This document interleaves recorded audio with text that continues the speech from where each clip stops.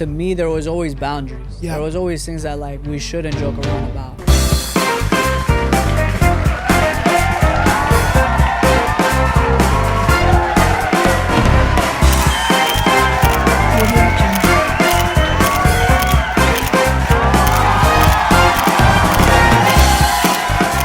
What is up, everyone? I'm your host, Alannized, and this is Noche de Pendejadas, your favorite podcast turned talk show en donde yo traigo a tus influencers favoritos para platicar y posiblemente sacarles sus trapitos al sol. Hoy les tengo un episodio que yo sé que allá en casita ustedes han estado ansiosamente esperándolo y yo también, amigas, yo he visto sus comentarios and I'm so excited de poder tenerles el invitado que les tenemos aquí el día de hoy. Please help me welcome tonight's guest, Isaac Rodriguez.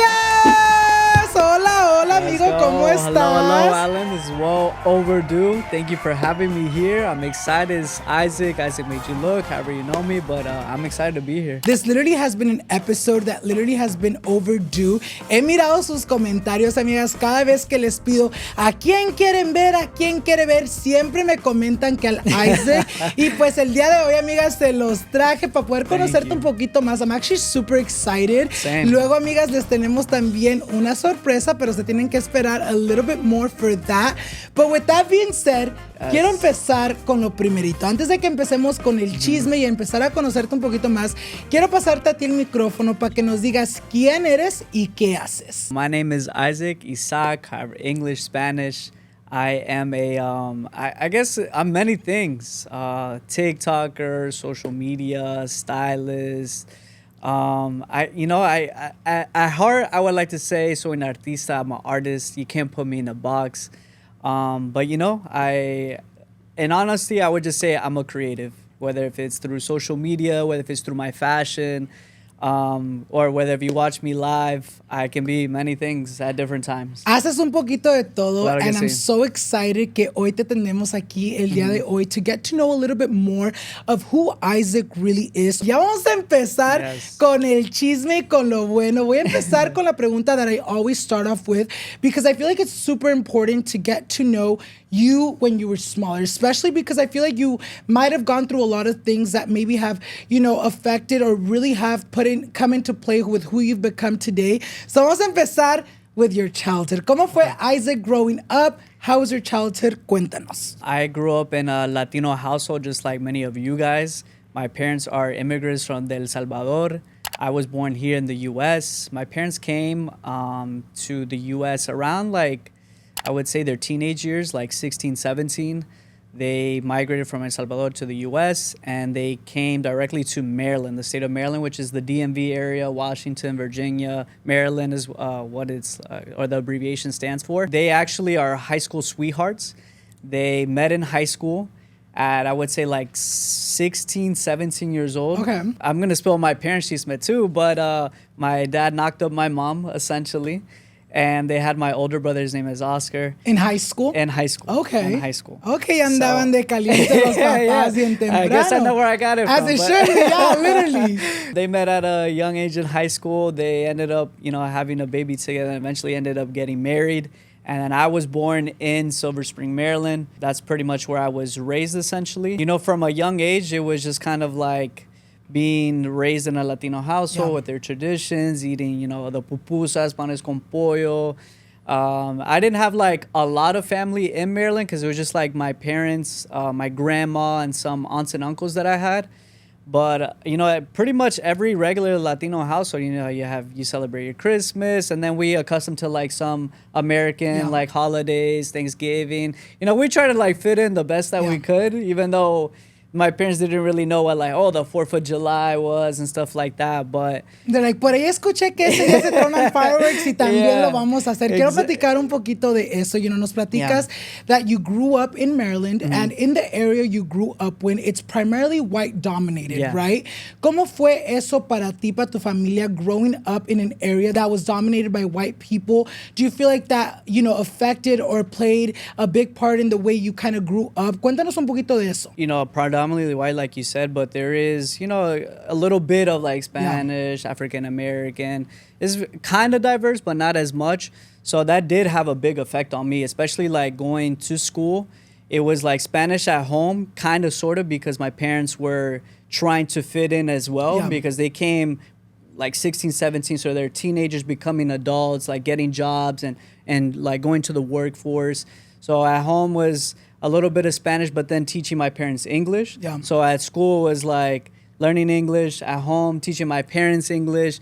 And unfortunately, that's why sometimes I'm like, damn, I wish I would have stuck to my Spanish and stuff like that. But in a way, I started to kind of like get accustomed to the American traditions, you know, watching football, sports, you know, just kind of like wanting to fit in with my friends, which had a big effect on me because, you know, like being a Latino, you know, with certain kids, it was just like, they didn't really care about where you were from. It was more like, oh, you're Mexican type of thing. So a ti te llamaban mexicano growing up. Did that ever bug you? Because I had Salvadorian friends growing up, y cada vez que la gente les decían, oh, mexicano, or they would kind of get them confused, se enojaban. No, absolutely. And especially being Salvadorian, it was like, I didn't have like, or was introduced to a lot of like Mexicans until I went to school, and then you kind of as a kid learn about diversity as you kind of grow up. So to me it was like, wait, no, I'm Salvadorian. Obviously being a boy, you kind of like more interact with boys at school and stuff like that. So for me it was, oh, you know, like I want to fit in, and you know, if they call me certain things, it's just kind of like whatever, I get, just have like tough skin. So that's where I was just like more, as I grew up older and older, to me it was like, oh, like it's kind of like frowned upon. It's not like celebrated. It's not like, oh wow, you're Salvadorian, oh, like you speak Spanish. It's more of just kind of like you're an outsider trying to come in. It was definitely something that you know, was kind of, as a kid, you kind of like are starting to pick up and learn certain like social skills and stuff like that. So to me it was more like, okay, it feels better when I'm accepted. And that's kind of what I wanted to highlight. So, you know, talking about the things that they wanted, and, you know, talking more English. And it was like I went home eating pupusa, frijoles, arroz, you know, chicken. You're Hannah Montana. Exactly. Those videos diferentes. And then at school, it's like chicken nuggets, chicken sandwich, hamburger, pizza. So in a way, it was like I was living a double life. It was like at home is my Latin side. And then when I go to school, I wanted to be accepted. I wanted to be part of the group. And I just remember clearly, like, especially in the mornings at school, is you sit at the lunch table waiting to go to class, and then during that time was like you were with your homeboys or your friends, and it was like everybody would make fun of each other. And to me, it was always like I was a short Latino kid, and then they were just like, oh, like, you know, making at the time was like innocent to them, but they were like racist jokes, you know, like, oh, go back to your country, or like you're Mexican and stuff like that. So deep down, like on the exterior, I would laugh and be like, haha, whatever, make fun of them. But then on the inside, it was like slowly but surely building a like, oh, I want to shun this side of me because it's not celebrated. Tus papás se vinieron del Salvador a los Estados Unidos to kind of, you know, follow the American dream. ¿A qué se dedicaban tus papás in Maryland? You know, did they have good jobs to where you feel like no tuvieron que batallarle mucho growing up in Maryland? My parents definitely struggled in the beginning. My dad actually got a scholarship to play soccer at a university in Florida. Okay. But then once my mom was pregnant and was having my older brother, it was very difficult for her to kind of like deal with that on her own. So then my dad decided to eventually like leave the scholarship and stuff and come back home and be with my mom and raise my older brother. And eventually, you know, that kind of prohibited him from like finishing school and stuff like that. So they kind of had to get like a blue collar job, which is my dad actually had two jobs. So he'd work at a grocery store overnight, and then he had another job being like a merchandiser for like a Kraft, Kellogg's, like those big companies, and he would do that by day. So I really only saw my dad for maybe 5 hours, and then my mom actually worked at the same grocery store that my dad worked at in the day though. So she would do that, come home, fed us, and then my dad only saw for a couple hours. Do you feel like that affected you in any way, el no tener a tus papás, even though they were together and in your life, them always working and not really being present, you know, with you and your siblings during the day? Did that affect you in any way? Yeah, without a doubt. I mean, there were times where it was, as a kid, it's just kind of hard to understand like what they're doing. You just kind of see it as like, oh, they're just working all the time. But as a grown-up now, I have the self-awareness of understanding. I'm like, oh, that's what they had to do in order to put food on the table. in order to, provide me and my family, education, to give us the clothes, to give us everything that they wanted. So, growing up, it was something that I felt like I needed from my parents to be there more present. But now kind of being on the outside and having more perspective, it was like that's what they needed to do. And what they do to provide for us to, their main job, especially being, I feel like, a male in the Latino community is more of like, I got to provide for my family, and that's my number one thing. And my dad kind of grew up without his dad, because once he came to the United States, it was just him and his mom, and his dad decided to stay back home. So for me, it was like, my dad can't give me something that he never got. He never had a father that was present, that kind of showed him the way. So for me, it was just like, it was hard to understand at the moment. But now understanding, like, he tried the best that he could. I also do feel like it comes a lot with, nosotros obviamente miramos y vivimos lo que vivimos, but we don't realize that as parents, our parents are very limited. It's either se chingan todo el día trabajando and they kind of are a little absent in our life, or they're super present and, you're struggling financially. You got to do what you got to do. Quiero platicar de algo. A los 15 años, tus papás te dan la noticia que se van a mudar from, Maryland to Miami. Cuéntanos cómo te dieron esa noticia, because at 15, I feel like that's a big news to give, a teen. How did you find out that you guys were moving? ¿Cómo tomaste tú la noticia? Were you sad, mad, happy? Cuéntanos. Yeah, so I was born in Maryland. I was raised there, and then at 15 years old, my parents decided to move to Miami. At the time, me and my older brother were very, I would say, exploring our adolescence, our teenage years, being in high school.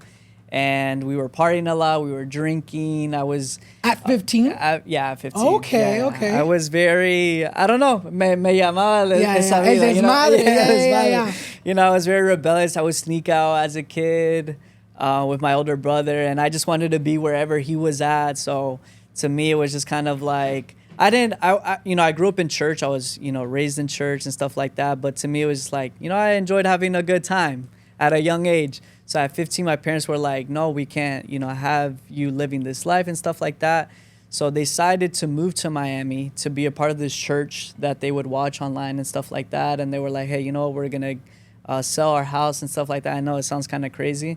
But yeah, they were like, hey, we're going to move to Miami to be a part of this church that they were really, they really loved. And they were like, hey, this is what's going to change our kid's life or the trajectory. And they just like being in the hot as well, because Maryland is like cold. You experience all 4 seasons, but they're like in Miami is like hot all the time. So they're like, hey, we're going to make that big move, and hopefully that will kind of like give you a fresh perspective, and they decided to move. Yo cuando estábamos platicando anoche, yo pensaba, oh, no, se han de haber movido. They got a better job opportunity, or les salió una casa hasta más barata. But I didn't know it was because they were pursuing, that church and wanted to be a part of it. ¿Cómo fue eso para ti? Was the church, what you guys were kind of like looking for? Duraron mucho? Did your parents, were they satisfied with the move once they kind of started going to the church? Yeah, so we had gone to like certain youth conferences at the time, because like I said, I was raised in church and stuff like that. So this church was like a mega church in Miami, and then we would go to certain conferences with our parents, and they would make it like a summer vacation.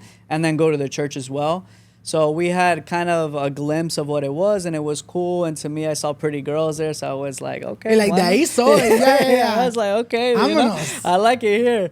And, Miami's known as like a party town. So at the time, I was like, yeah, it's sad to lose my friends here and my family and stuff like that. But to me, there was always something, like, as an individual that I love about fresh starts.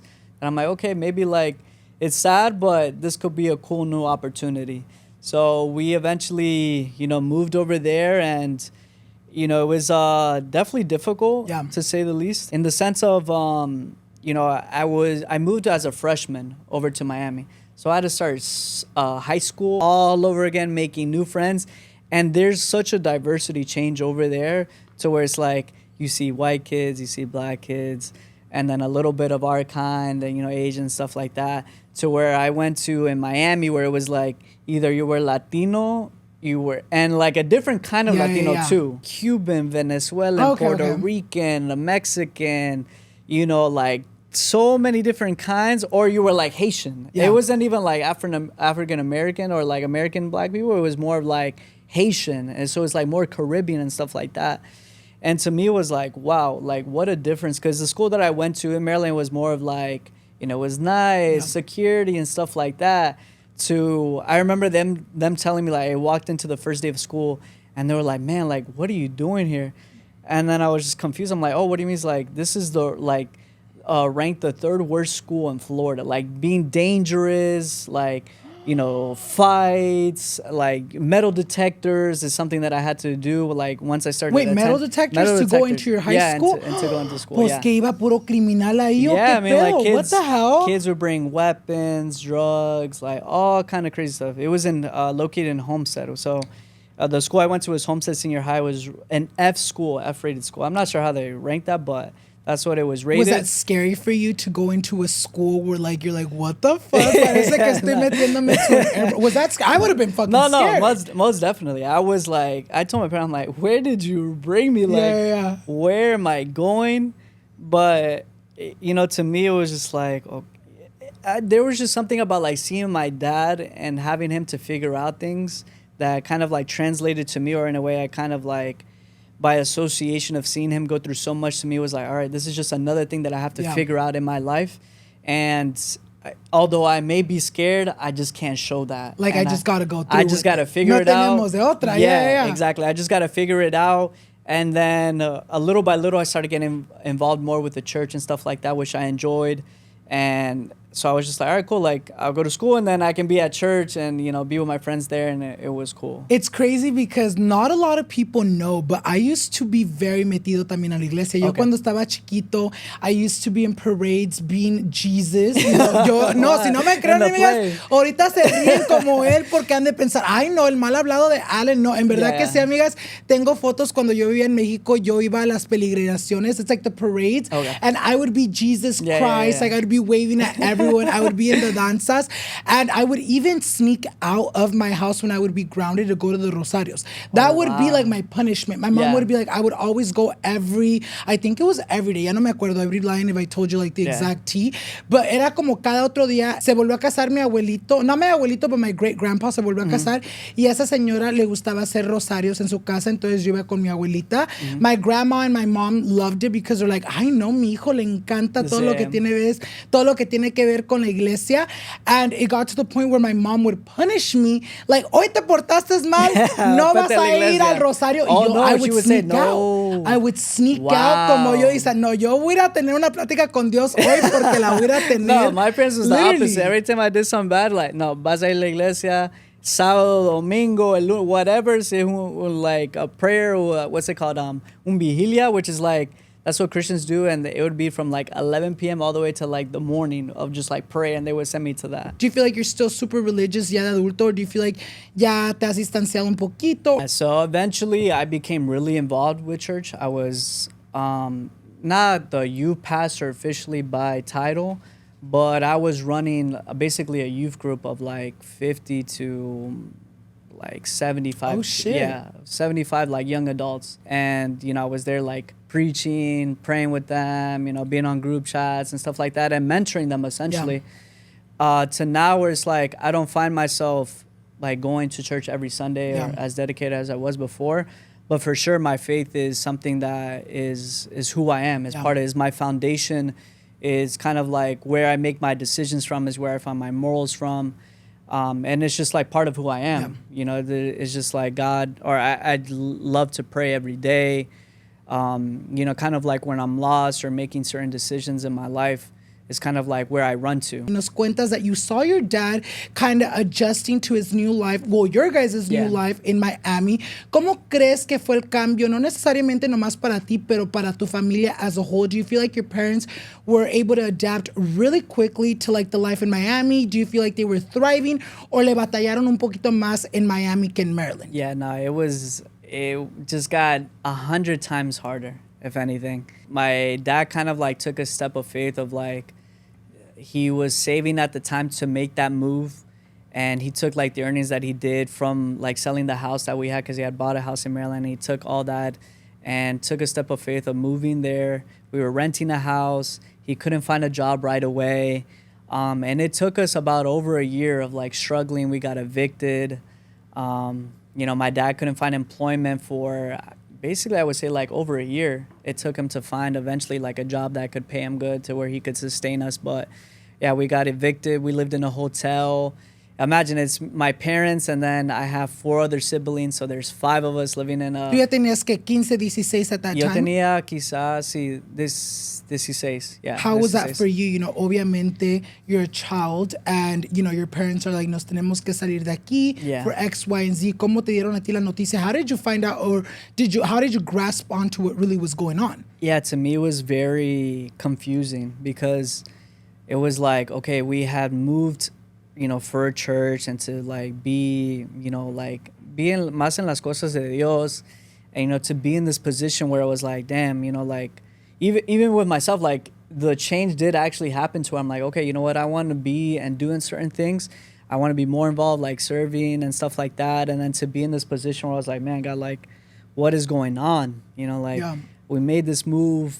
You know, we do everything that we're told to do by the church and stuff like that. And to be in this position where I'm like, we're getting evicted. We live in this hotel room.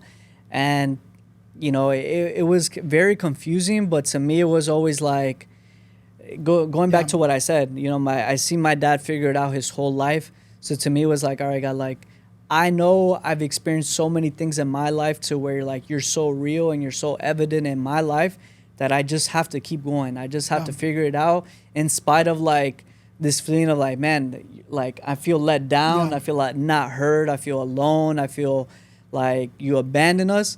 But to me, it was like something that was instinctive in a way of just like, I just have to keep going. I just have to figure this out. I kept serving in church. I kept doing our thing.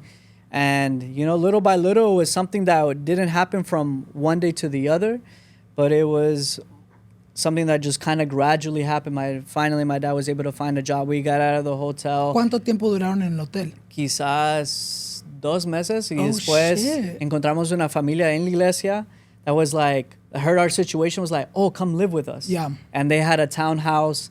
It was a 3-room. And they were like, oh, we'll give you 2 rooms. You guys can rent it out and you just live with us. And it was me and my brothers in 1 room. So 3 of us in 1 room, and then my parents in the other. How was that like? Obviamente, you know, you guys leave the hotel to start living with this person that maybe you guys knew from church, but necessarily wasn't like, you know, someone you guys fully knew. Was that hard for you guys to adjust to the rules of their house? Yeah, I guess to us, it was like, okay, this is way more comfortable as kids. Like me and my brothers were just more like, all right, it's way more comfortable than where we were at. But definitely, I think the person that struggled the most was with my dad, because seeing him in a position, like I said, like he's taught as a man, especially in Latino cultures, like you have to provide, you have to, you know, like do what you got to do to give your family this life. And to see him struggle, because obviously it's like otro hombre de la casa, he's el dueño and stuff like that, with another man that's trying to figure it out, and he's getting told by another grown man what to do. Hey, like you're being too noisy and stuff like that. So if anything, it was more of a struggle for him. To me, it was just like, I'm just glad to be out of the hotel. I'm glad to that, you know, I have, you know, there's another bathroom that we can use. There's another bed that I can sleep on. I'm not sleeping on the floor. So I don't know. There's just something about it that was just like, I just have to figure it out. But definitely it was my dad or my mom that struggled the most to see us like all bunched up, and it was more frustrating for them. ¿Cómo sientes that, you know, time of your life changed how you think and your perspective on things? Y te lo cuento porque yo cuando estaba in my sophomore year or junior year. Actually, my junior year, también a nosotros nos corrieron de nuestra casa. You know, I actually had to move from Santa Ana to Anaheim porque mis papás, they couldn't afford anymore the house we were living in. And at the time, you know, even though, you know, you're 16, 17, you're still kind of a teen and you really don't know, you know, lo que es la vida allá afuera. You know, we say that now, like even now with kids nowadays, I'm like, girl, like you have it so easy. Like, what do you mean you want to be an adult so bad? Like, tú disfruta de tus años, de tu infancia, because once you become an adult, it really is a chingarle, a chingarle, a chingarle. Yeah. Going through that as a kid, do you feel like that kind of turned a switch where you're like, you know what? It really isn't all, you know, rainbows and butterflies. Si queremos vivir una vida bonita, le tenemos que chingar. Did that kind of turn a switch? Yeah, absolutely. In a way, looking at it now, it was what I needed in order to prepare to the position that I'm in now. That hardship, that mentality of like, I don't have it all, but that's not an excuse to not succeed and not want to go for the best. So I believe like in the moment it was more questions than answers. Yeah. But now being on the outside looking in, it was like it was the makeup that I needed to kind of prepare for what was coming in my life, the hardship, the needing to figure it out, you know, financially, and just seeing like all the struggles that my parents had to go through. It was just preparing me. Quiero platicar un poquito de tus hermanos. Nos cuentas que tienes 4 hermanos. You know, cuéntanos un poquito eso. Are you the oldest, the youngest? Yeah. Did you get along with them? ¿Se peleaban mucho? Yeah. Tell us a little bit about that. Yeah, so it is 4 boys in total, and then my little sister. Okay. Yeah, so it's Oscar who's the oldest, then is me, then is Joel, and then Caleb is the youngest brother. And the crazy part was when my parents were having my youngest brother, they told them that it was going to be a girl. Okay. And then last second, it was a boy, which, you know, it was crazy to us or whatever. Yeah. So once my dad was the one that wanted to have another baby because he wanted a girl. And then boom, they had my little sister, and then finally my dad cut it right there. It was an interesting dynamic. We are very close because we have just gone through so much with each other, but we're so different. Yeah. You know, me, my older brother, my younger brother, we're all have our own we're our own person. Yeah, we're very to ourselves, very private and stuff like that. But obviously we're kind of knitted by our struggle and the things that we went through as a family. So there were times where we butted heads, we got along, we fought, we stole each other's clothes. You know, imagine 3, my brother at the time was 25, I was 18, and then my younger brother was 16. Yeah. So it's 2 growing adults becoming men all in one room. It was definitely frustrating. We had a lot of fights. We had a lot of differences, but we always kind of knew hey, at the end of the day, we love each other and we just got to figure it out. You're not the oldest, nor are you the youngest. Y cada vez que platicamos un poquito about, the dynamic with your siblings, we hear a lot about, the oldest always feeling like they had a lot of responsibility, and the youngest always feeling like, oh my God, I'm the last one to grow up, me va mejor.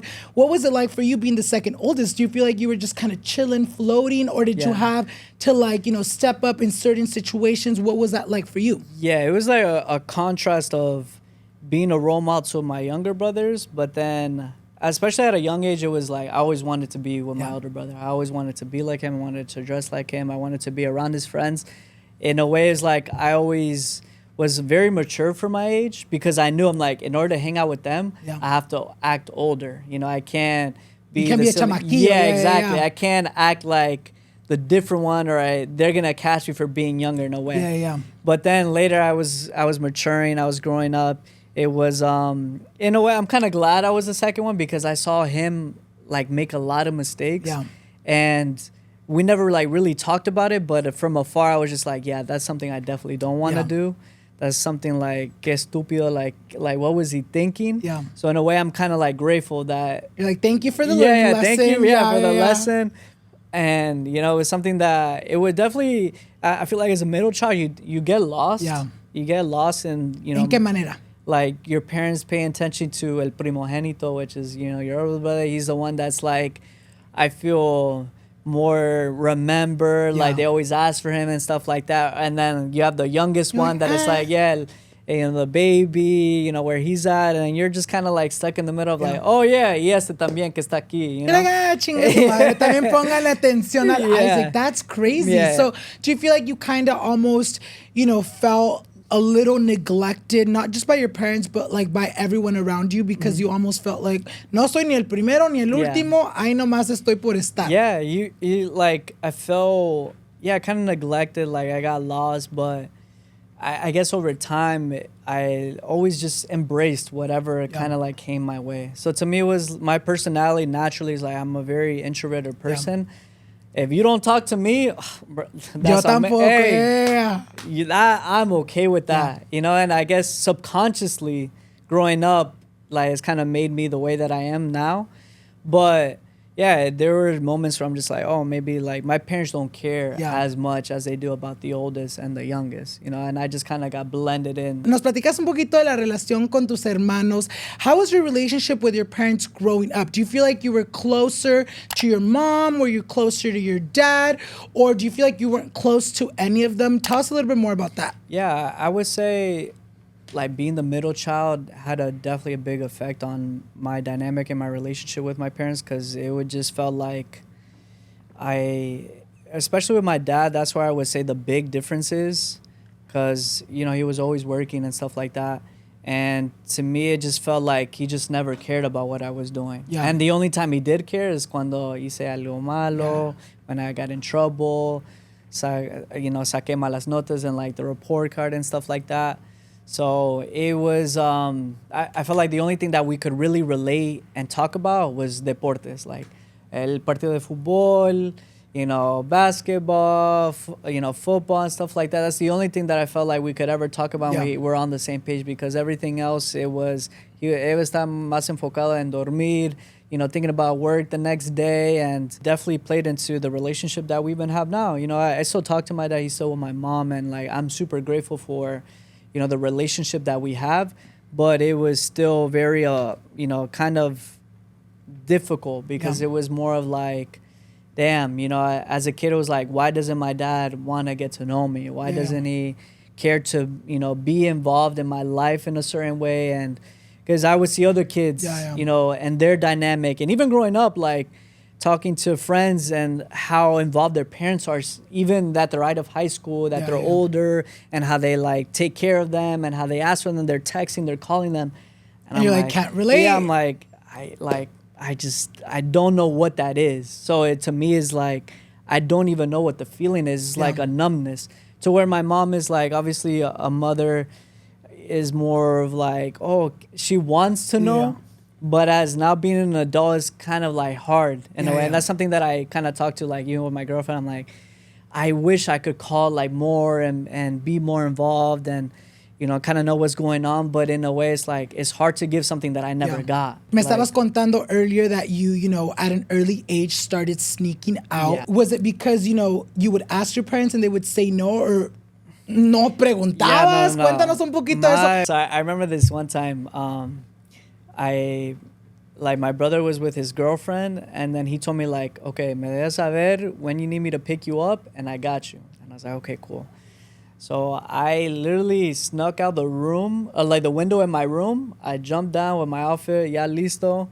I walked to like my friend's house, and he's like, oh, my brother's gonna drive us to the party, this little high school party that everybody was throwing, that it was like happened every Saturday at the same house. So I was like, all right, perfect, this is my time. I've been dying to go. And we meet up. He takes me to the party. We're there having a good time. I was so awkward as a kid. Like, as a teenager, I was just there, but I never felt like I fit in or whatever. And the party gets stopped because there was like noise complaints, and the police came. And then we had to like literally run out the house because there was alcohol there and stuff like that. So I remember running with a group of my friends. And then there was like literally a police car that was driving like in between like the neighborhood. So they was like flashing the light in between the houses. And I just remember running with a group of my friends. I'm like, if I go with them, we're probably going to get caught. So I'm going to stop right here as they continue to go and just like stand still right here. And hopefully I don't get caught. So they keep on running. And then I just go the opposite way. I don't know. Something in my head was like, yeah, maybe alone I'm kind of better off. And I just stayed there, and I remember calling my bro. I'm like, bro, the police are looking after me. Like, please pick me up at this location. I said on the location. He finally picks me up. And then on the way back home, my mom calls me. She's like, ¿a dónde estás? Está en tu cuarto, no estás ahí, lo voy a decir a tu papá. Oh my God. You're like, fuck, pa acabarla de cagar, you know, like, that is the scared, worst thing growing up as a kid, was like your mom threatening to call your dad. Yeah. I was like, oh my God. I'm like, no, mamá, ya estoy en camino. Like, please don't tell him. She ended up telling him. Like, that's one thing that for sure caught my dad's attention or my parents' attention. Anytime we did, you know, something stupid, to them it was like, how dare you? Because my parents, or especially my dad, never has had a sip of alcohol in his life.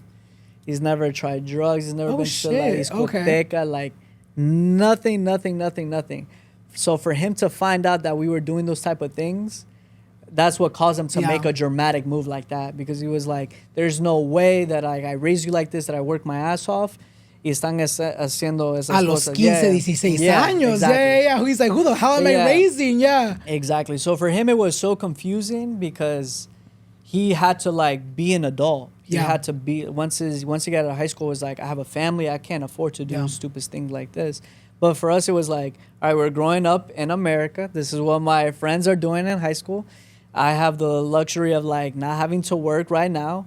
And whatever, you know, this is what my friends are doing. I kind of want to see what this is about. And, you know, that's what kind of prompted us to do that. Y cuando te cacharon esa vez, what did your dad tell you? Like, te regañó? Did they ground you? What was like the usual like punishment for you, like doing these crazy ass things as a child? I would say younger, you know, they would hit us con la correa, you know, like this kind of like la chancla being thrown. Con la mano, chingue su madre. Whatever. Low-key, my fear as a kid was la mano. Because my dad growing up, but it sounds crazy because like nos pegaban con el cinto y uno nomás se reía. But I feel like my dad had really heavy hands because he's always worked in construction. So like, you know, throughout the time, hasta la pinche mano se le hace yeso. So whenever he would hit us, nomás con una mano, nomás un golpe, salíamos llorando. Like, that was my biggest fear. Nah, of course. My mom was the more creative one. My mom would like la chancla, the broomstick. You're like the pan, the wire of the vacuum. But my dad was like strictly a belt, like correa. He would take off the belt and boom. But as we grew older, it was like he kind of knew that he would hit us, and with her, but it was just kind of like different. It just like it was a different dynamic. So he kind of stopped that. He was more of like, he kind of knew how to get to us. So it was like, oh, te voy a quitar el teléfono. You can't go out. You know, sleepovers and stuff like that.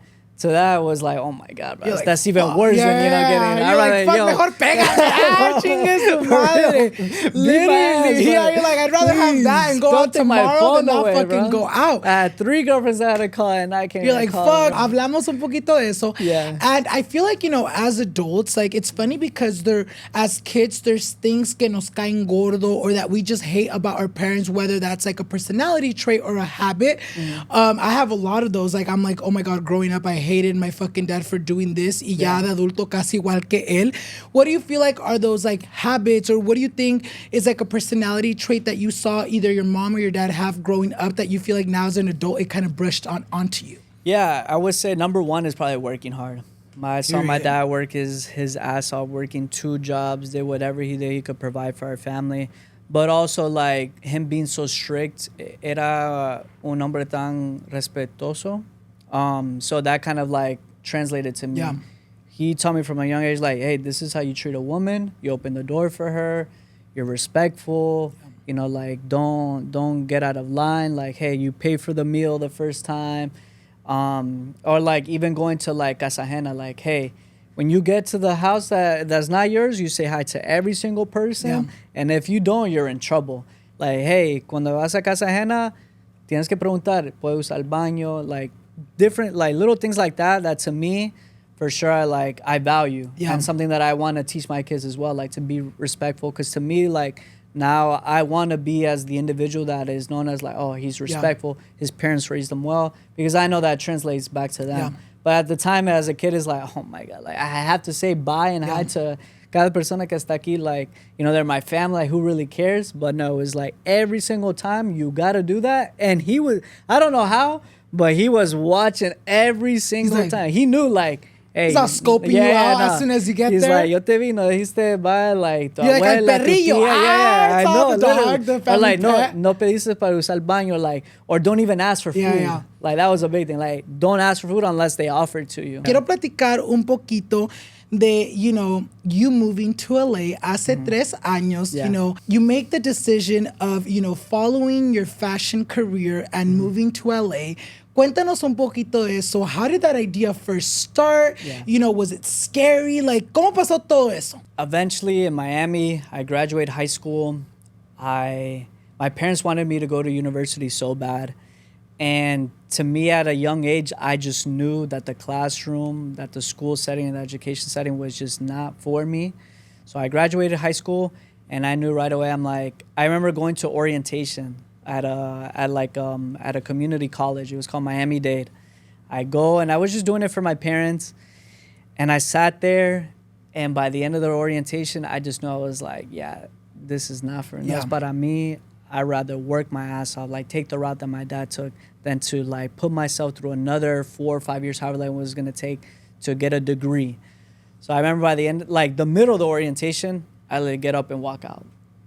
I was like, yeah, this is not for me.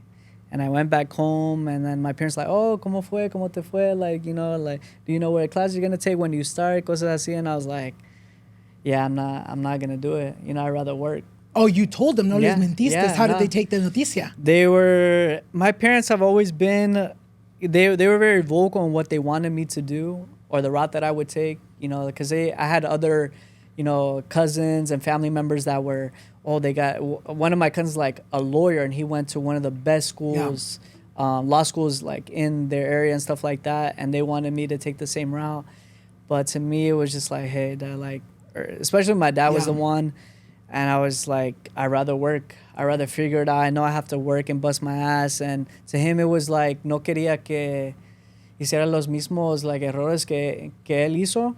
But to me, it was like, there's just something about school that I just knew I did not fit in. Especially being a creative, I didn't realize at the time. But I was like, yeah, this isn't going to work out. And my parents were just like, hey, like, this is your life. We made our decisions. You know, like, now it's on you. You get to do what you want to do. Just understand the consequences that come with that. And they're like, okay. Before I moved, there was like a good 7 years that I was working in Miami. Okay. And every year I had a different job. Like 1 year I was a front desk agent at a hotel. Then I was like, yeah, I don't like this. Then I worked at a plastic surgery office. I worked at, at an immigration like shelter. I worked at a public adjusting office. I worked for an immigration lawyer. So every year I had like a new job because I was just trying to figure out like, damn, what do I want and what do I like? I just don't know. So I was just like, hey, I don't care. I'm going to just figure it out. And eventually I was in the process of becoming a loan officer. So working for a mortgage real company. Estate type of thing? Okay. Yeah. And I was in the process of getting my license, and that was like the last year that I stayed in Miami, and that was the time where I had experienced like a depression. I had experienced like anxiety. There'd be times where I would be driving with my friends or my ex-girlfriend at the time, and I would literally have to stop the car because I just got overwhelmed. I would have anxiety attacks. I would wake up every morning, and I just didn't want to like get up and get dressed and do things because I was just like, I felt like I was wasting my life. Yeah. I felt like I was wasting it. I had no purpose. I was just kind of like doing things just to get by. And it was just a moment where I felt like I hit like a dead end. Yeah. Where I just didn't know what to do. I was like, man, do I really just want to, you know, like, it was cool because I was making a good amount of money. I was helping out my parents, like pay with rent and stuff like that. And the thing was like, it wasn't that, I was struggling. It was like I had everything I wanted. You were stable. Yeah, I was stable. The job was stable. Yeah, I was making good money. I was able to, you know, go on nice dates. I was able to go to the club. I was able, you know, to do ayudar para la renta. Yeah, exactly. Te alcanzaba por un poquito de todo. Exactly. I was able to buy nice clothes and stuff like that. But secretly inside of me, I was like, man, I hate my life. I hate everything about it. There was literally nothing that I did during that time that brought me any sort of like happiness or any sort of joy in that time. How did fashion find you? Like, how did you realize one day, like, you know what, I actually love, you know, how I dress, or I just have a love for fashion, que a lo mejor I want to become a stylist. How did that all come to be? Yeah, so in the midst of that, I would say in the last year, I was like, okay, all my friends, so from high school, I was voted the best dressed. Like, wherever I went, to me, even as a young kid, I would tell my mom, because my mom would dress me for school, I was like, Mom, I want my shirt to match my pants, to match my shoes. Like, it was always something in me that I wanted to look good because it just made me feel good. So from high school to where I was even like, a grown adult, un hombre, that to me was like looking good was what made me feel good.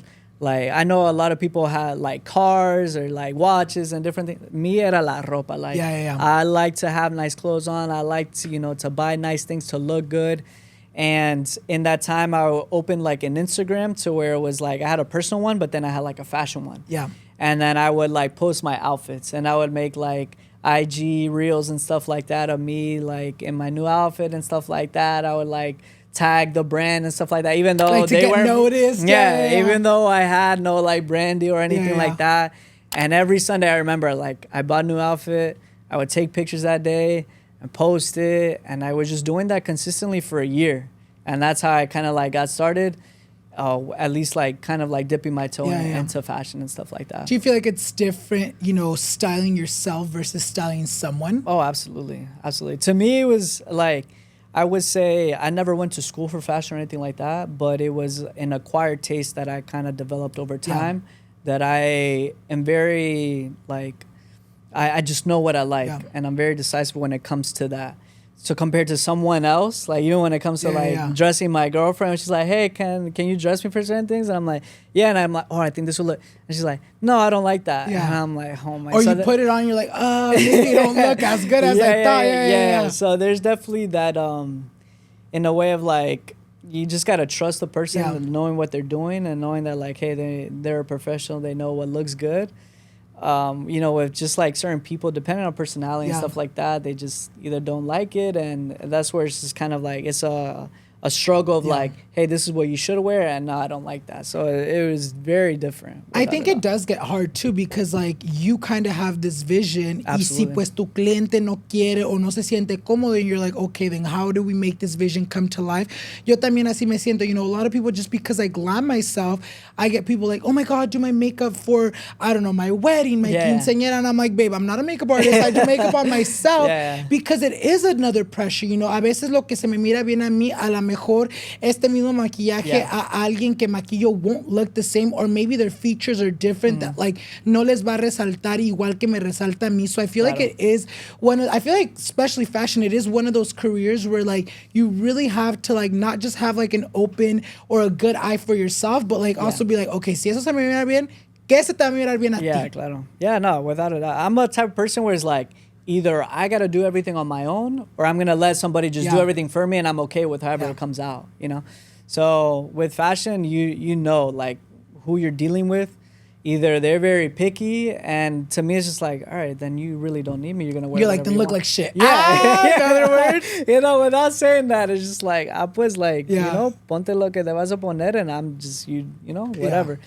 But, it is very hard, without a doubt, because everybody has their own individual, Te mudas a Los Ángeles. Cuéntanos un poquito de eso. How was it like adapting to your new life in LA? Do you feel like you faced any struggles, any obstacles adapting to your LA life? In that time where I was like struggling, what do I do, where I go from here? In my time in Miami, I made a good friend that you know too, which is Jenica. She had like invited me various times to come to LA, and then finally one year I decided, I was like, all right, cool. She invited me to Baja Fest to go with her because she had like VIP and stuff like that. So I was like, all right, cool, I'm gonna go, whatever. It was my first time in LA too at the time, so I was like, all right, I'm gonna go visit her. So we go, we have a good time. The plan was to go the 3 days at Baja and then go to LA and then spend like basically a week over there. So it was 3 days in Rosarito and the rest in LA. So we go through the festival, and it was crazy because like even at the festival, there was moments where I would just be like, oh my God, I'm having so much fun, but I would space out. I'm just like, but this isn't my reality. Like I have to go back home. I have to go back and like bitch, bills gotta get paid once I get back home. Face my life, and I was just like, it was so hard to even enjoy those moments where I'm like, I should be having fun all the time. So we go back to LA, and she's like, hey, I want to talk to you. I'm like, all right, cool. I'm like, this is weird, We've had like deep, conversations because we're like very close. She's like a very good friend of mine. And she was like, hey, I think you're wasting your time in Miami. And she's like, and I want to open my doors for you to come to move to LA if that's what you want. Like roommates type of thing? Yeah. Okay. She had a house. She had a house, and she was like, hey, I have like 2 empty rooms. And she's like, I believe in you so much. And if and then I had a girlfriend at the time. And she was like, hey, if you and her want to come and move and pursue your dreams of like, kind of figuring it out, then like, I'll do that for you. And which was crazy because then like before the trip, I remember praying. And at the time, like, I wasn't going to church as much because I was working all the time. And I just remember praying to God. I was like, God, like if you give me any opportunity, if you open any door for me, like, I will leave everything and I'll go pursue that. Like, I don't know what it is. You were looking for a sign. If you give me a sign, I will drop everything and I will go do that. And when she had, like, that conversation with me, to me, it was just like, this is exactly what I asked for. Now it's time for me to see it through. So she's like, hey, like, you don't have to give me an answer right away. Go back home, figure out whatever you have to do, and just let me know. And I just went back home, and I was like, man, there's so much that I would have to give up in order to pursue that. Yeah. And I thought it was going to be a lot easier, but it was a lot hard because I was with my ex-girlfriend for 7 years. I had made lifetime friends that I still am close to now to this day. Ella no se quería venir. Okay, so I'll get to that. I was just like, man, I have a great job here and I have to leave that. So I would say I waited a week and I called him like, hey, I'm going to do it, but it's just going to be me. And she was like, okay, like, cool. So I literally called my job and I was like, hey, like, I'm quitting or whatever. And they needed me so bad. They were like, hey, you could do like a part-time and we'll figure it out. So I ended up keeping that for a part-time, but I'll get into that later. So she was like, okay, cool. So I waited like maybe a month. This was like September. All of September, I was like saving, packing my things, like getting all the logistics ready to go. And I told my ex at the time, I was like, hey, like, I'm going to move, but as a man, I need to do this by myself. Like, it's something that I can't have like the focus, like having a girlfriend is like another job, another responsibility, you know? So to me, it was like, hey, I need to do this alone, I need to figure it out. And maybe later down the road, we can, you know, do this thing together. So I gave her the option. I was like, hey, like, you can continue with this with me if you want to be with me. Like long distance? Yeah, but if not, like, I respect that, but I need to do this. Wait, pero antes tú a ella no le habías dado like the hey, like, you can come too? Like, you hadn't even mentioned that to her? No, so she, like, Jenica made that known to both of us. Oh, okay. But to me, it was like, so she basically was friends because of me. Yeah. It was my friendship, and then I introduced her as, like, you know, this individual. So to me, it was like, hey, I got to do this. And then, you know, eventually we could do this together type of thing. But like, I gave her the option, like, hey, you can either be a part of this or you can't. Yeah. Like, and I understand, like, I'm not going to give you a hard time. And she's like, no, like, I want to. Like, I want to wait it out. Like, I want to be there for you and stuff like that because we had been with each other for so long. So I was like, okay, cool. So whatever. To me, it was like, I'm focused on pursuing my dream. I'm focused on this opportunity. I got to maximize. I got to take advantage of it. I got to do this. So I pack all my stuff, literally everything, all my clothes. I went on Southwest Airlines because it gave 2 free check-ins. Like, I'm telling you, like, I used every single penny that I could, and I didn't have much, but I'm like, yo, I got to make this work out, and this is what I asked for, and this is God's open door, and I just got to see it through. So finally, a month later, on October 8th, which is coming up, is when I moved to LA officially. Did you struggle at the beginning, like trying to adjust? Yeah, because it's like when you make a big move like that, you kind of like imagine. And in that month where I was preparing, I was like, oh my God, it's going to go like this, and I'm going to meet this person, this is going to happen or whatever. And then I get there, and the first month is like a struggle. Like nothing's really going on. Thank God I had like a little part-time, like my old job still kept me on board for like a couple hours because I told them like, hey, I can't work full-time. And in the midst of that, it was like, you know, I was still paying rent at Jenica's because I wasn't looking for a handout. I was looking for an opportunity. And, you know, I respected her rules, everything that she wanted me to, like, do on my end, which I'm grateful for. Because, like I said, like, I wasn't looking, you know, for a hand. I was looking at anything for free. I was looking for an opportunity, like, allow me to get my foot in the door, and that's all I need. You know, just give me 1%. With that 1%, I'll do with what I can. Yeah. So I was working that part-time. And I was doing Uber Eats, like, at night. So in the morning, I took whatever hours I could. At night, I was doing Uber Eats. And then eventually what I started to do was I would reach it because I just wanted to do fashion. I don't know what exactly that looked like, but I wanted to do fashion. So I would reach out to other stylists on Instagram. And I would DM them like, hey, I'm an like some bullshit. Like, hey, I'm an up-and-coming stylist. I'm looking to get my foot in the industry. You know, whatever you need, I'm here available. ¿Te contestaban? I sent 50 of those DMs, maybe 2 responded. And then out of those 2, one was like, hey, I actually have a job. Come like a month later. Yeah. And I was like, all right, cool. I go, I show up, and I'm thinking like, you know, when you're kind of like on the outside looking into the industry, like how Hollywood works and like this, you know, certain nuances of it. I'm thinking like, oh my gosh, in this big production, you're gonna be working with celebrities and stuff like that. But it was like a small streetwear brand, and I didn't get paid at all. And I was just happy to be there. Yeah. I didn't know you had to have a kid and like clips and stuff like that. But thank God I had someone that was like able to mentor me during that time. And I was just happy to be there. And little by little, I met one person. And then I met another stylist that I was assisting. Then I met another stylist. And then I met creative directors of like different brands. And, you know, just like different people of like, just kind of different areas that were able to like help me out with like certain jobs and stuff like that. And little by little, just started building up my clientele, whether if it was assisting or doing the jobs by myself. And it took me a good, I would say, like 4 to 5 months to where I was doing it full time. Yeah. But even during that, it was like I would take a styling job, and then at night I was doing Uber Eats, and just like working, like doing whatever I could. Because even like a big shout out to Jenica's family, the Rivera family, like whether if it was Chiquis, Janae, Jackie, like her whole family, like definitely opened their doors to me. Yeah. And made me feel at home and like made me feel like I was part of the family even though I wasn't.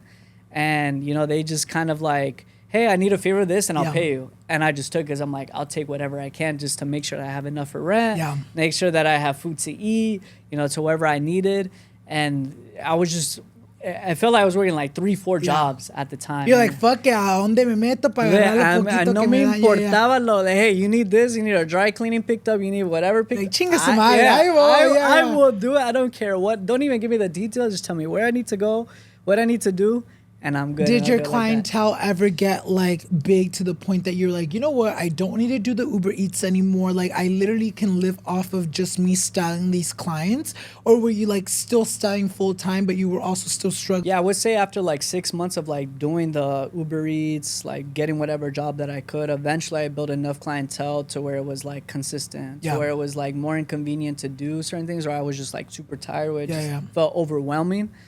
And it, you know, it was at that time, it was the most lonely. And I feel like this is like very important to emphasize because I'm like, the move was not easy at all. It was the most lonely I ever felt in my life. It was so difficult. It was like, because there was no guarantee that it was going to work out. There was no like, hey, eventually you'll become this. It was so much uncertainty there, and there was like security in who I was going to become eventually. So it was like doing it by faith, doing it blindly, and I just worked my ass off. There were times where after I finished, like I would get back home from like doing Uber Eats at like midnight, and I would make like $70 a night. But to me, it was like, okay, if I do this 5 times a week, that's like, you know, $400, $500, and it'll be enough to whatever. Exactly. And I just remember like after every like shift or whatever, I would sit down in my car before I got in. I was just like, man, I don't know if this is gonna work out, but I hope it does. And it better, because I took this opportunity because you like felt like gave me the sign, and I saw it through, and I'm gonna continue to do it till it works out, which is what I was alluding to back to like seeing my dad, like, and how I was raised and all the like hardships and obstacles I needed to go through. To me, it was like, I'm just gonna keep on doing it till something gives. And finally, after 6 months, I was doing it consistently to where I was doing it full time, and I didn't need it to like work other jobs. And it really is crazy como da vueltas la vida. You know, obviously you came out here to pursue your career as a stylist and just your career in fashion. And then, you know, you come over here, you go through everything you've gone through, y llega un momento donde you're like, you know what? Chingue su madre esta carrera of styling and, you know, pursuing a fashion career. Le voy a echar ganas a lo que viene siendo being a full-time creator. Cuéntanos de eso. ¿Cómo empezó eso? What made you take that decision, that leap of faith of being like, you know what? Maybe this is working out, but not like to where you can make it a full-time job, to you going full force with the influencer stuff. There's something about like being called an influencer that I guess hasn't hit me yet. So it's not like I don't want to be called an influencer, but to me it just doesn't feel like that yet. Even though like, when I am like interacting with my fan base, they're like, what are you talking about? You are an influencer and stuff like that. Because I have like gotten certain brand deals. No te la crees. I have gotten like certain opportunities, like invitations and brand deals. I still do styling like at the side now because it feels like it is more of like a part-time, and I'm like now in a position where I'm more selective with it. Like, hey, if like the money's right, then I'll do it, because there's like the creative in me that like I don't want to fully let that go. But now I'm in a position where I can do that more selectively when I want to at my discretion. But now like being in social media is it's crazy, because in a way it was like now doing it being later in my 20s, because I am 27.